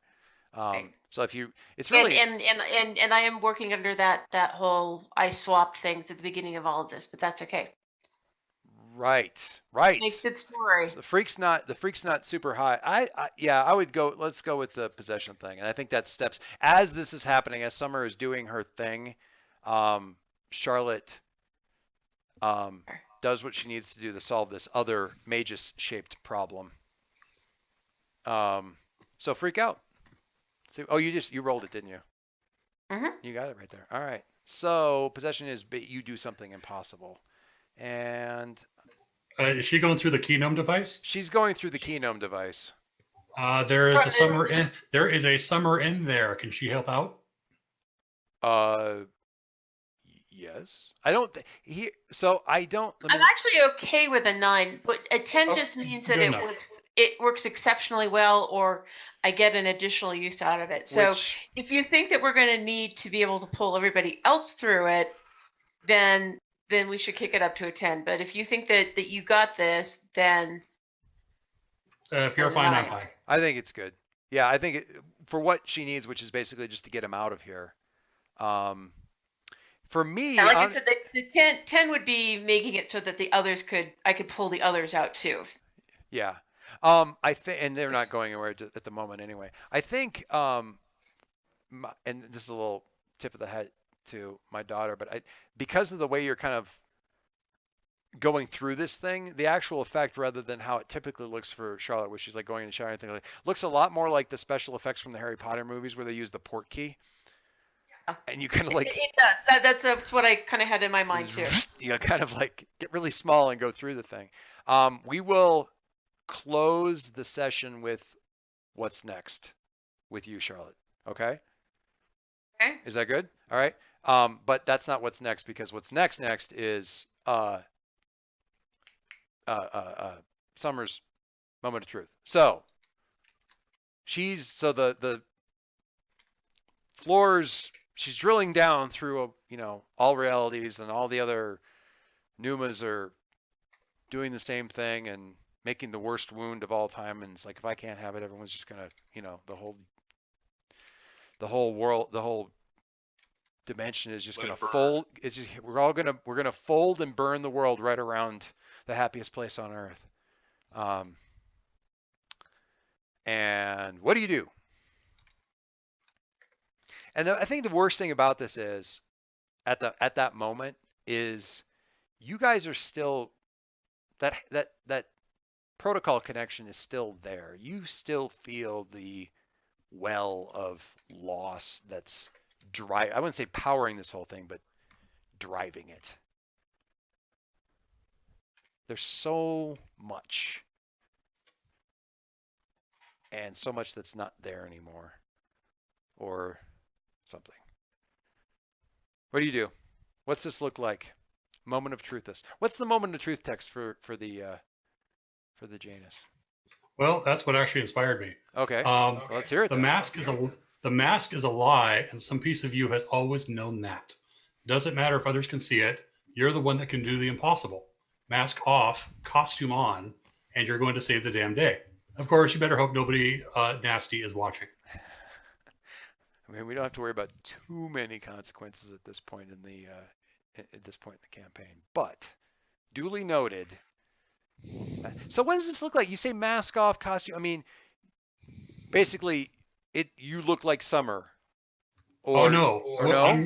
I'm playing with the wording of the moment of truth. Okay, by all means. What Summer is actually doing is at this moment when this other Numa is distracted and has been battered and her attention has been pulled every which way. Yes. Is going to trigger a transformation request. And the other one is she's going to give into it. And I'm cringing again. Go. What? Keep going. I'm there. Whether she intends to or not, but all this outer armor, all this technology that she has added to herself and built on as a physical and metaphorical shell around herself is going to crack and burst off. As she goes into sort of that, you say transformation, but like the combination transformation? Yeah, like as she literally and figuratively is forced to open up. I feel like part of that moment of truth is, I mean, there's defenses against this. This shouldn't work anymore, but you're kind of forcing that protocol through against her resistance is both natural and programmatic, and all that kind of stuff. So you're breaking this away. Is it? So this is entirely I say attack is entirely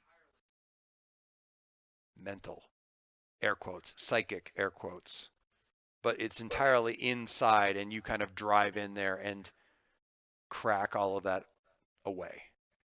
Yeah, but the only way that she's able to do this effectively is to get that heart gauge sync up. The only way that she can do that is to really feel what this other Numa is feeling. And she knows what it means to have given up Leo. She knows what it means not to have him, to see him every day with someone else, to effectively and have thoroughly lost him. And she's going to put herself in that frame of mind so that she can sync with this other Numa and convince her, yeah, I do know what you're experiencing. I do know what you're feeling, and your threats are idle. Your words are meaningless. I don't care that you have this pain. I understand what it's like, and I'm still doing okay. And you can be too.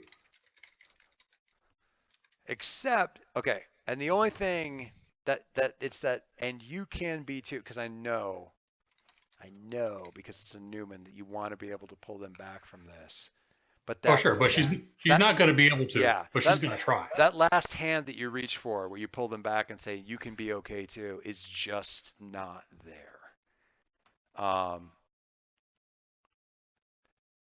But yeah, all the rest of it though, defense is stripped away.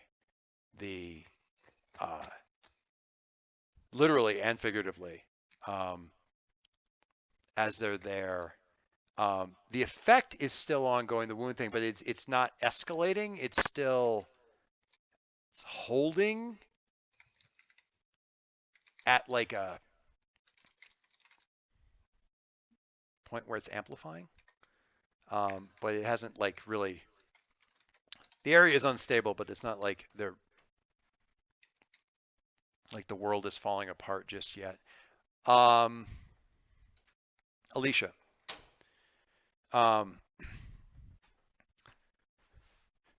You're right next to Summer. What physically, what does it look like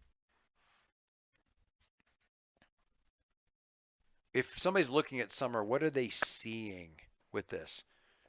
Is she crying? Is she talking under her breath? Is it just her eyes rolled back in her head? I think there's probably a lot of crying. Yeah. Let's be honest. but she doesn't have to say anything. She doesn't have to talk out loud. Like, this is something that's happening between these two people at this very deep sort of spiritual level. Right. I mean, there are tells, because there are moments where Infinity's body like lurches and like jerks, and some of the armor opens up or falls away, and Summer also mirrors that motion, where you can see that what's happening is something that she's doing, but at the same time, you can also see how much it's hurting her, and tears running down her face. Not necessarily physically, but there's just there's a so relevant image in Roll20 chat. Oh, is there?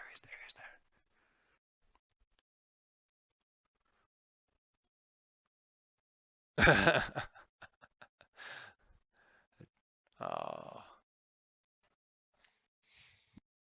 that's good stuff. Like, we don't get all the way through, and that's where Sure. Alicia comes in. Yeah.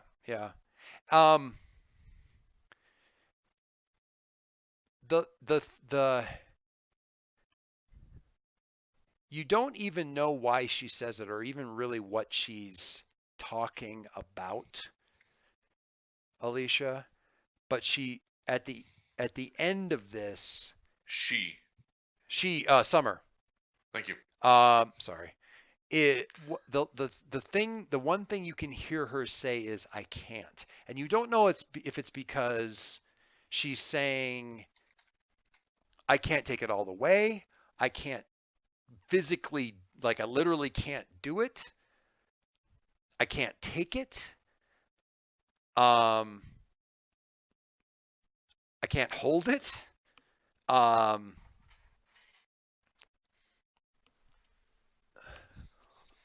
She's done a tremendous amount to Infinity, but Infinity is still there, and Infinity is still doing what Infinity is doing. They're just they're whatever they are is still a little bit more than unlike you. This is the thought that occurs to you. Unlike you, the pain that they've got in them is bigger than Summer is.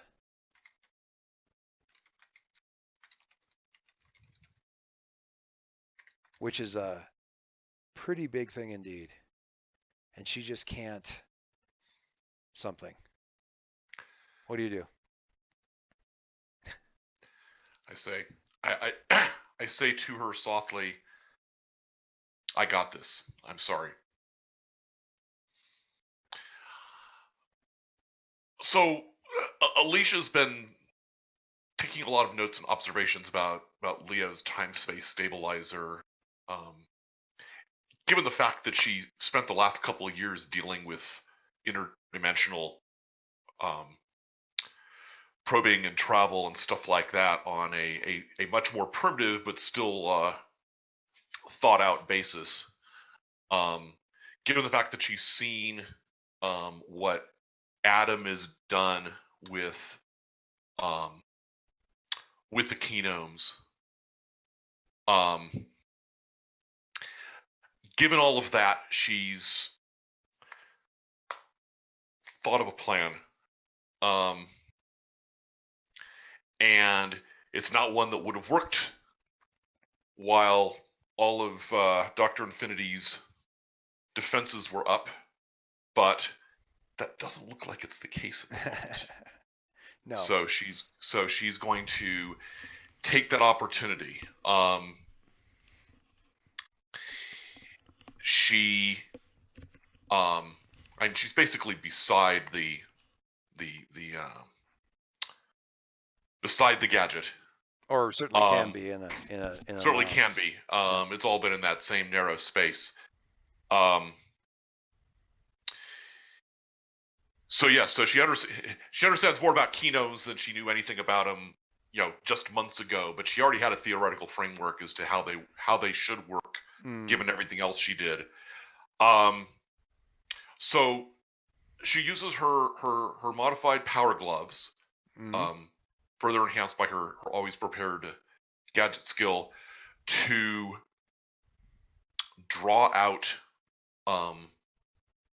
and take on herself all of the keynomic power that she can.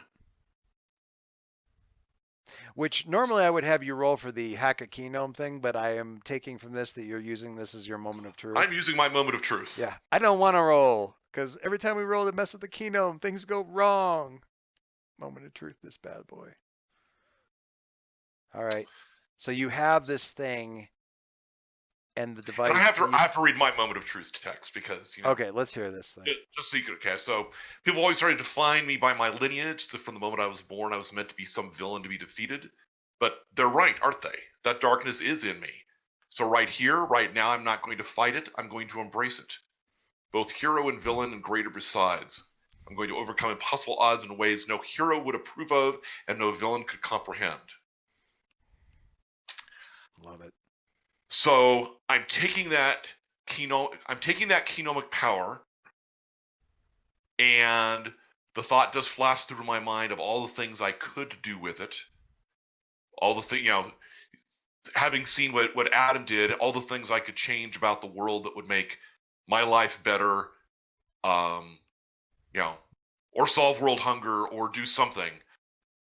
Instead, I'm going to slam it, like hand slamming down on shoulders, directly into Dr. Infinity, with the goal of using that to completely lock her down in space and time as hard as possible.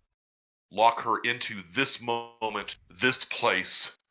The keynomic energy itself being self-regenerating, so that she can't get out of here. B, she can't, if she's given up on getting out of here, she can't continue changing the world around her, because every power in her is locking her into the here and now.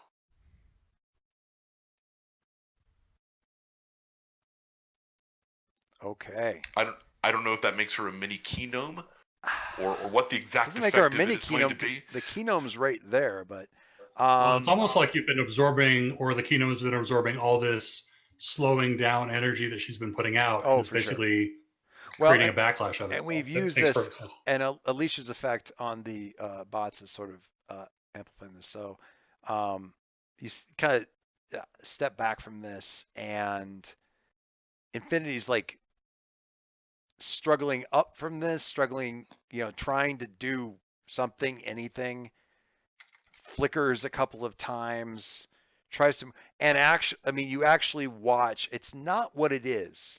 It's not stone, because it's not. It's a non-changing quantum state, but it looks like stone. As she kind of solidifies into she's still trying to move, so it's not a perfect, like, carved statue replica. It's really almost abstract, impressionistic statue of a female form, kind of hands slightly raised, like locking into this, say, partly because of the constant attempt to blur anything like that. It's that whole moving state frozen in a moment. And it looks like stone. Which ironically is the moment at which the bots, like, sort of turn from stone to dust, because they're not, their quantum states have fallen completely apart. And you guys are left standing, like, in front of Disney, around this vaguely feminine form, not any real definable facial features or by really, well, you know the kind of statue I'm thinking of. It's really more like just planes and angles kind of thing to imply the shape.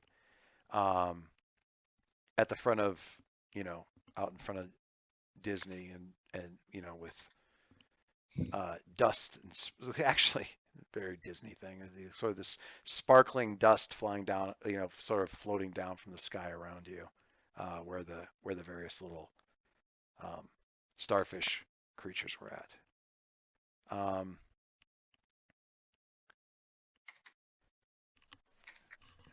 All quiet there.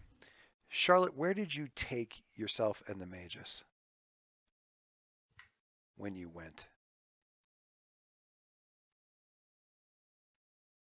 Can I take him to his gazebo? You can take him to a Or gazebo. I could take him to. Can I take him to the Grove? Ooh. Oh, that's so Got good. healing properties, That's so good. and that's where they well, are. it has healing crop. Yeah. Go up full circle. Yeah, I love it. I love it. Thank you. That's really good. So yeah, you take him there, and it's because you don't go through the gate that you're supposed to go through. I mean, you don't go through the path. You're just there. And he kind of you kind of settle him back down to the grass there, and he kind of leans back against like one of the rocks or whatever in the sitting area, or maybe we'll put it back next to the statues and stuff like that. And he kind of like exhales. He's like, all right. Well, I think your friends have just taken care of the larger part of the problem. And now it's just up to me to not do any of the asinine things that I was doing as part of the problem. That would be nice. Well, I would appreciate it if you do one thing right. You can say it that way. It's fine. And you notice behind him, sort of, one of the statues, and that flicker thing that Infinity was doing, where it was like flicker and then be someplace else. You actually see one of the. I don't actually recommend that you watch Castlevania Komoji because you would not enjoy it. There's too much gore, but there's the effect of the castle teleporting is pretty cool, and it's what I keep thinking of with these things. But the one of the statues kind of flickers, really like vibrates almost, kind of, and then it's just not there. And a couple more further out, it happens again. He goes, I think quite a lot of this is going to be done very soon, and I don't have to undo so much as simply fix it and be ready for the next phase. I had a good time. I kissed a lot of pretty girls. You probably don't want to hear about that. Never mind. This is, well, we don't want to be here when this stops happening, and I have a sneaking suspicion that somewhere in the times that I have been, I was responsible for this little space. So, well, order of events being what they are, actually, this is going to go away after you do. So again, I said I was sorry before, but I want to say I'm sorry again. I'm very sorry for you've done so well, and you've done so marvelously, and you've done, well, better than I ever would have, certainly. But that was why I called you, really, because I knew you would do better than I would have, because I'm really rather terrible at being not terrible. But you've done so wonderfully. And I just want you to know, and right about then, the whole world shakes and vibrates like that. And you're not there. You're standing at like a dormer window.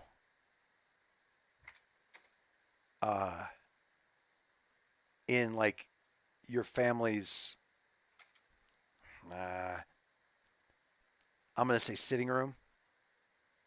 Okay. Fancy parlor, the one that looks out over the back lawn. The back lawn. You can see the gazebo, it's still intact. Your family's down there.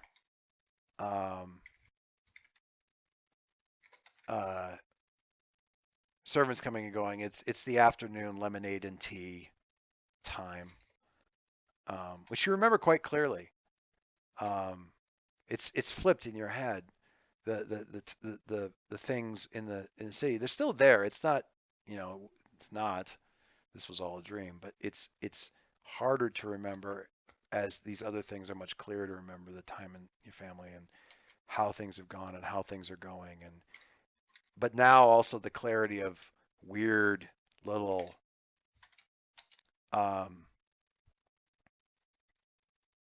idiosyncrasies with your father, and times when people came to visit and they went into the parlor, and there were little weird things that you're catching now, thinking about, that are now quite clear.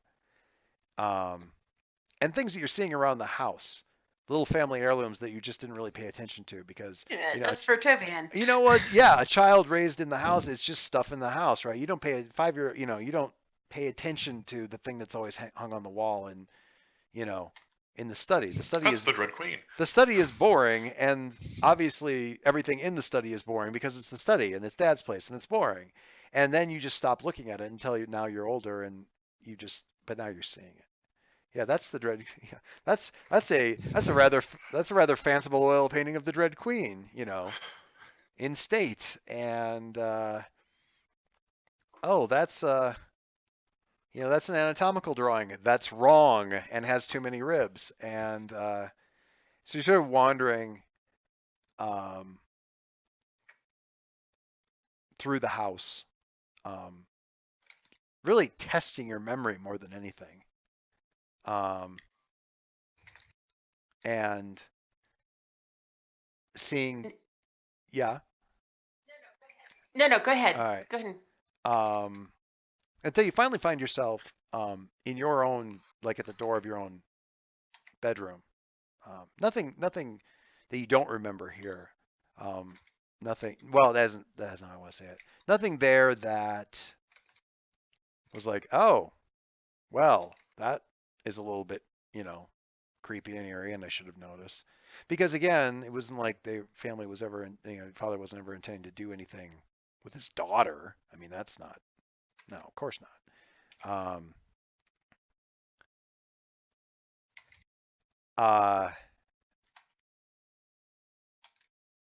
Everything in here is perfectly normal. You got, look out at the, walk back, and you've always liked this room because it looks out over the back lawn as well. It's a better view than the front. You don't have to be, see people coming and going. You can still see the people down below. And it isn't until you turn back to the room that you see something is a little bit different. At your, what's the word for the table with the makeup in the mirror and the vanity? The vanity. Mm-hmm. I think of that so much associated with the sink, and that's not really that in this case.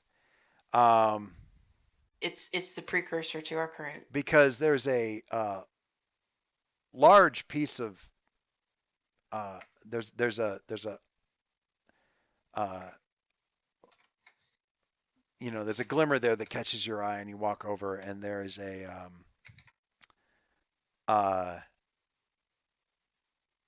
as you're walking closer, you get kind of like a cold feeling,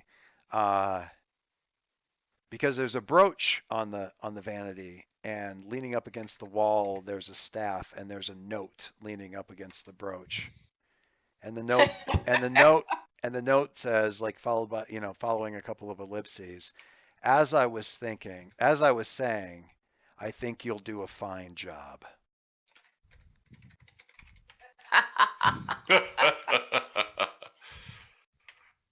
And again, I'm sorry.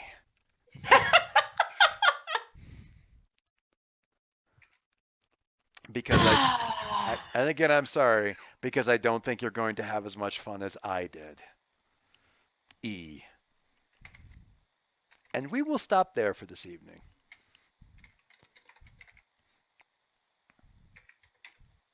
Really? Before Charlotte decides to deliver herself through time and space back to Halcyon City for a drive-by.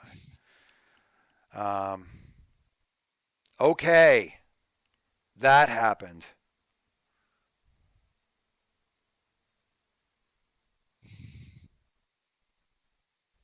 Fantastic.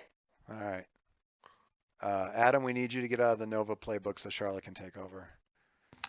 I'm kidding. Dewey. What's that? I said Dewey. Dewey? No, probably not. Anyway, okay. Wow. Mm-hmm. Yes, indeed.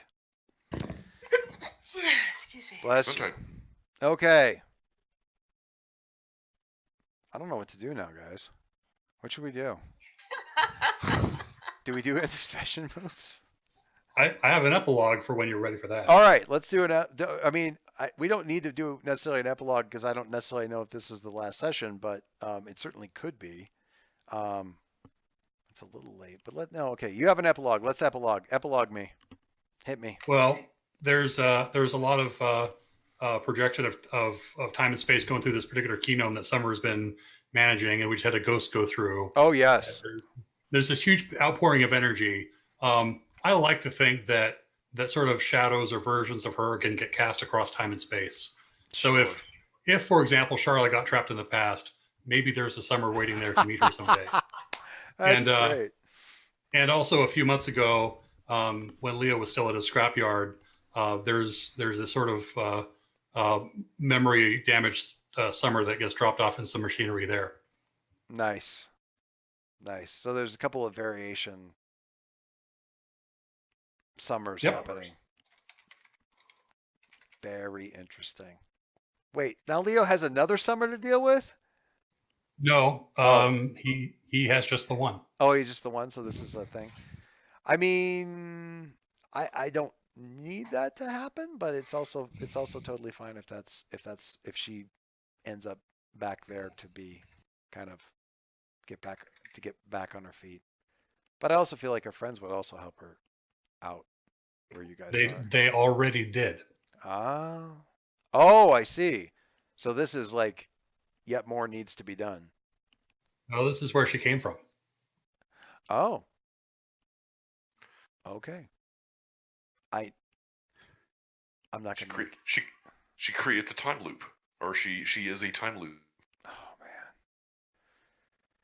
I love time travel stuff, but my God, it breaks my brain. I love it. I mean, rather than okay, let me ask at a meta level. Do we stop here, or was this the penultimate episode, and we do an ultimate episode of tying up various things? Or do we do that right now? Well, I know how late James was up last night Yeah. before he got in, and I know he has homework due tomorrow. So I'm going to recommend that if we want to do a wrap up sort of thing, we do that next week with maybe I am absolutely fine with this being the penultimate.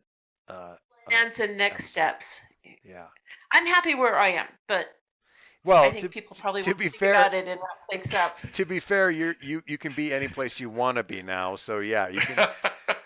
Where do you want to be happy? That can happen. So you're Jeremy Bearimy now. I think the first thing you need to do is find that little villa in Venice and let the girls know that Everard won't be. They might as well finish off the prosecco because. Oh, don't worry, they will.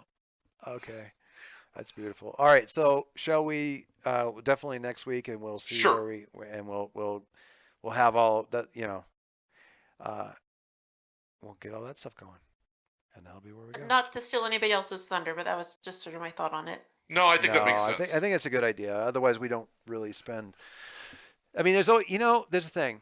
I mean, it's funny to me because I have this theory about just RPGs and stuff. Is in some cases you see people who this was really true back with like D&D being the main thing that always kind of happened. You had some people who would always kind of make up the same character over and over again. Like it's always going to be the one paladin with the similar backstory kind of thing. And I always felt like it was because they had this idea for a story in their head that they never quite got.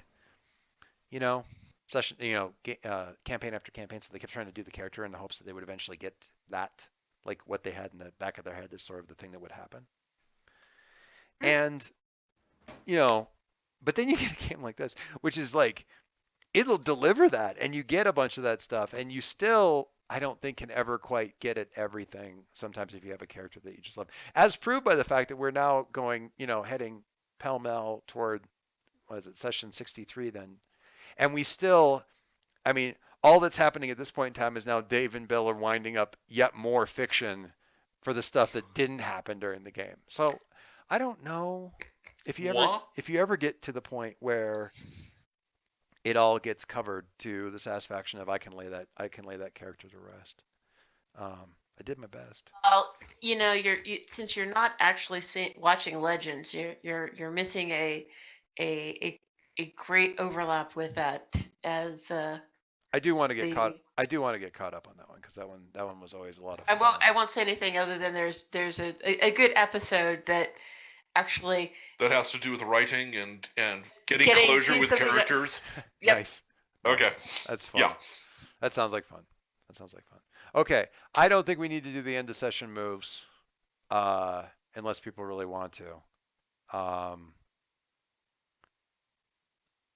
Other than symbolically, I think there's a lot of fine stuff that happened there. I'm glad we got the stuff that we did. Hopefully everyone felt like it flowed. Adam, you didn't get to do a heck of a lot. Harry, you didn't get to do a heck of a lot, but you did get to punch Dr. Infinity in the everything simultaneously. So hopefully that was satisfying.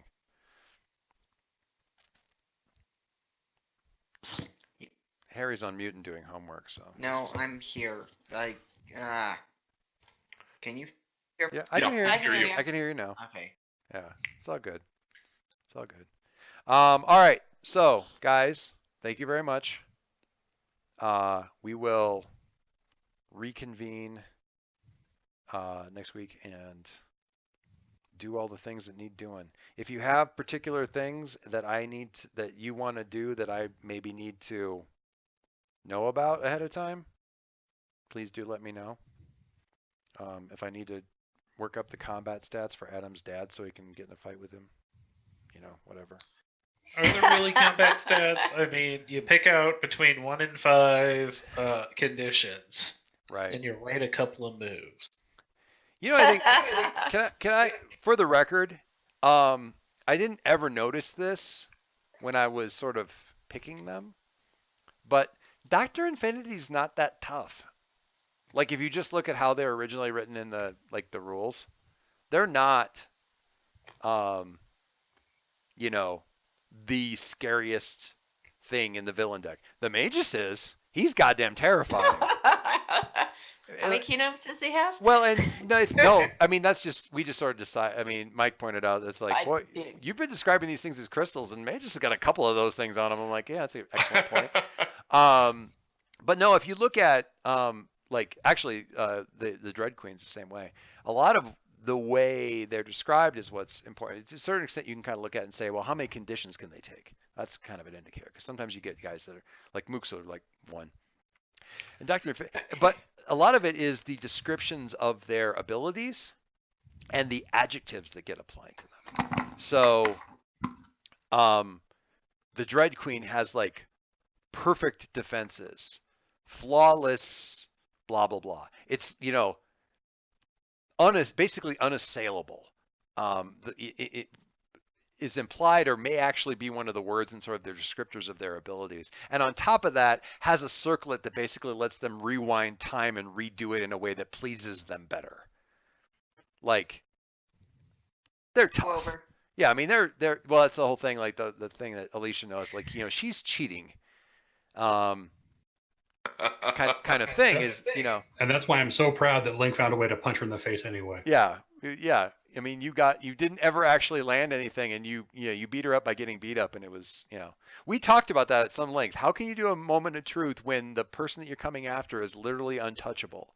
And I'll say, like, Bill was the one that pointed out that she's kind of untouchable, because I had never really paid attention to the descriptors. Not well enough. I mean, you read the thing, but you don't really notice that the adjectives. Infinity doesn't really have that. Infinity's got abilities, and you can kind of like start to gauge people by looking at them. The other game that I'm winding up, the kids are getting attacked by Voltaic, who wants to destroy all supers, because supers are the real problem kind of thing. But their power list is electricity projection. That's it. Like that's the total description of it. Like electricity projection. Not any adjectives attached to it. So, so they're kind of like a C-level villain. Electricity is a gun. Yeah, electricity is a gun, and they're a robot, and they're an AI, and there isn't really a lot. And their moves are things like coldly explain the logic of their actions and stuff like that. And Infinity's got some, certainly the description of their abilities are great, and the powers that they're likely to do, open up, slow down or speed up time and space, time bubbles and all sorts of kind of stuff. And that's scary. But then you get to like the Magus, and it's like rewrite reality. That's just one of like the go-to moves, like make a sandwich, rewrite reality. It's just, Wait a minute, didn't Adam do that? He's yeah, exactly. Yes, but Everard could do it well. To be fair, yeah, okay, that's fair. To be fair, Adam is flipping terrifying. I mean, as an NPC, he's terrifying. There's a villain actually in the deck that's called Cat.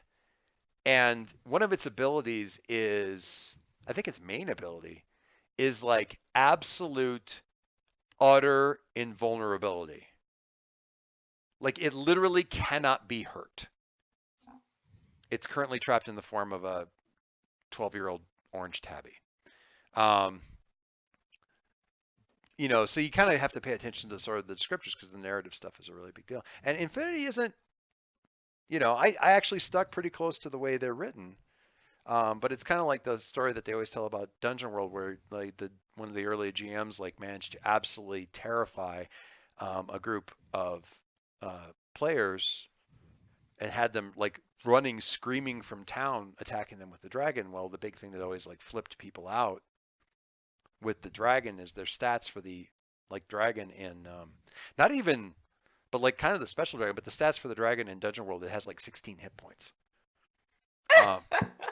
But the thing is, it also has these other descriptors that make it like, its first move where it actually interacted with somebody was like it grabbed a hold of like it hit and did damage, and it did like 3 points of damage and also tore his arm off, like just at the shoulder, and everyone was like, "Oh shit, get out!" They're fleeing, and the dragon has like 3 hit points left, and they just didn't realize it, and it was always, it became this. And to a certain extent, Infinity was a little bit like the 16 hit point. All I've got to say is that's playing Apocalypse World games correctly.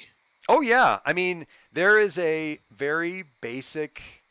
I can't remember if it's the ghoul or the one of the pretty bog standard Dungeon World. Maybe it's the Lizardmen, something like that. They've got a thing, and one of their, because the thing is it's all narration, right? So I mean. I do 1 point of damage, but I tear your hand off is legitimate because, that's, they have this ability, incredibly messy attacks. Messy means, horrible things. So like they'll come in like first level characters and like, be fighting like lizardmen, and somebody loses their damn arm and everyone's like, what? And that's, it says, that's what it says. That's what happens. So yeah. So yeah, you play Infinity, but yeah, it's interesting to see. At the same time, I've had people with like those 3 conditions. Facet's a perfectly good example, who basically gets.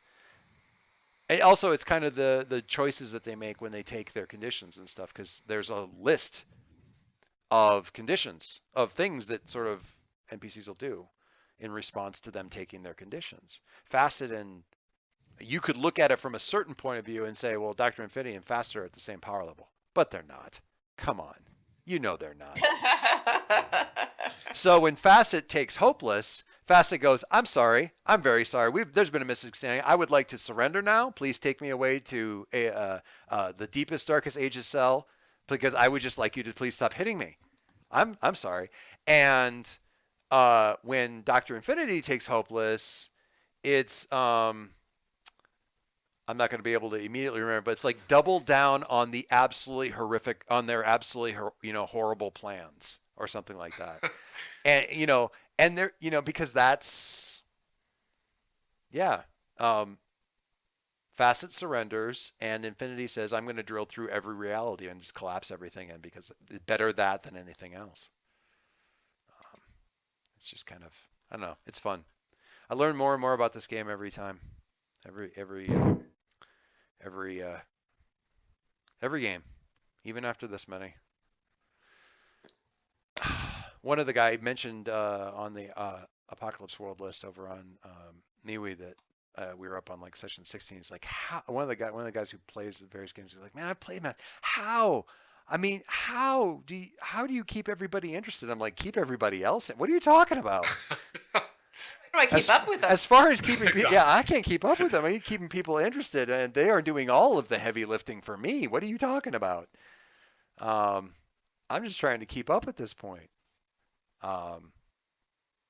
But I don't think that conversation is actually what prompted me to realize when we were talking about other games and stuff like that, that a lot of the ties, the things that really get us all going is the community that we're tied to and the NPCs and stuff like that. And having that other stuff to kind of bounce off of in a world to live in is what really, I think, gives things legs for us. It just, gives people the depth. None of this has the same weight if we don't have all the ponies and stuff like that to be turned into statues, right? But at the same time, it doesn't work for us if we don't have the ponies and stuff to go to a coffee shop with. Maybe it works for other groups. Great, awesome. But that's where a lot of the legs come through. And I gotta credit where it's due, because a lot of that stuff grew out of creative stuff that came out of early sessions with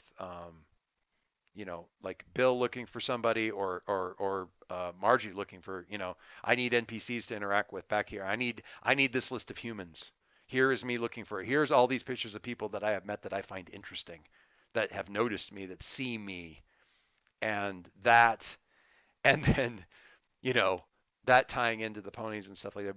But between those two, there was a lot of interaction there early on that was, and then, Adam's sort of family and Harry's family and stuff like that. But all of those. Well, when you put us in a high school, and now there's going to be people in high school, and there was some of that, but I mean, as much as we tried, I don't know that the high school ever figured as centrally in this game as it certainly could have. Well, it certainly not as much as it was much more about the stuff outside of school than the stuff inside. Not for lack of trying, but it just didn't end up working out that way. But kudos, and a lot of that, like I said, growing out of not just the requests of the players, but the creation of the player. You guys, certainly very early on. Margie didn't post.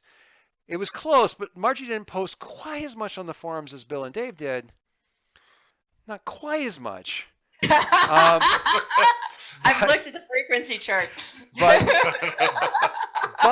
I will say that a lot of the stuff that's happened, or a lot of the people that have ended up being central, were probably, at least visually, first introduced by you going through and pulling up those, finding pictures of those various people and stuff. That's where a lot of those people were born out of that original seed.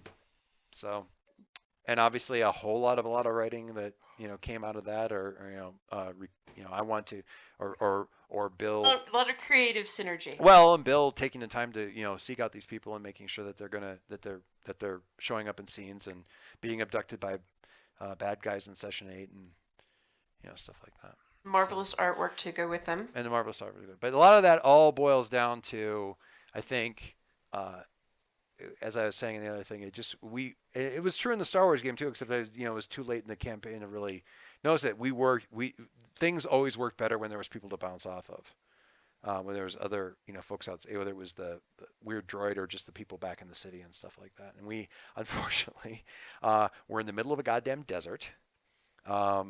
Then a spark of inspiration where we were doing the long con on the palace events and stuff like that, and then I immediately put you back into a frickin' base hidden in the middle of the jungle with nobody to interact with. But then, as the we made do with the people that we could capture and play. Yeah, people that you captured, and of course, honestly, the stuff, robot, the people in the city, and the crazy robot, and I think most poignantly, that probably one of the big tips there was I'm going to get this wrong, but Mike's character interacting with Forrest Whitaker, not Forrest Whitaker. Saw Gerrera. Saw Gerrera.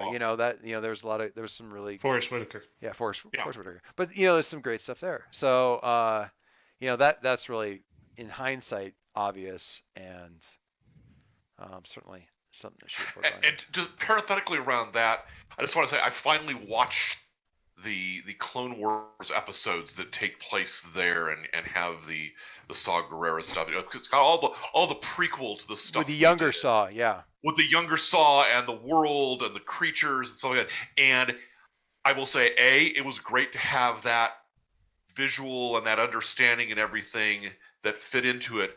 But B, you did a great job of making it work without. You guys having seen it? Yeah. Yeah. So- Thank you. I'm glad because I did a lot of digging around to try to, make that saying, knowing that, I mean, like, I knew some of you had seen some of it, but weren't going to see all of it and all that kind of good stuff, or hadn't seen all of the Rebel stuff. And actually, the Rebel stuff happened after Saw was introduced, and I'm like, had to backpedal through, like, how do I make this work in the timeline, which was super fun. That was super fun. All my games have time travel in them. It's just in some cases, I'm the one that has to do it. We're all Legends content anyway. It doesn't matter. Yeah. No, I worked very hard to make it work seamlessly into the Rebels / episode 4. I don't think anything is technically non-canon. It's just fan fiction. It's fan fiction in the current AU. Ish. Close enough.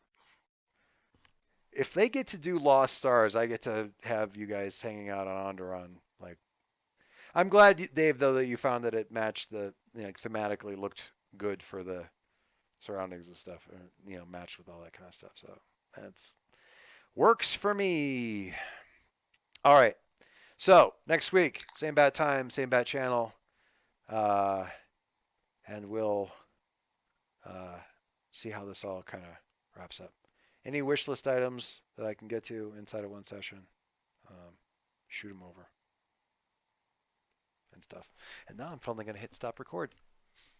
Anyway. And just remember,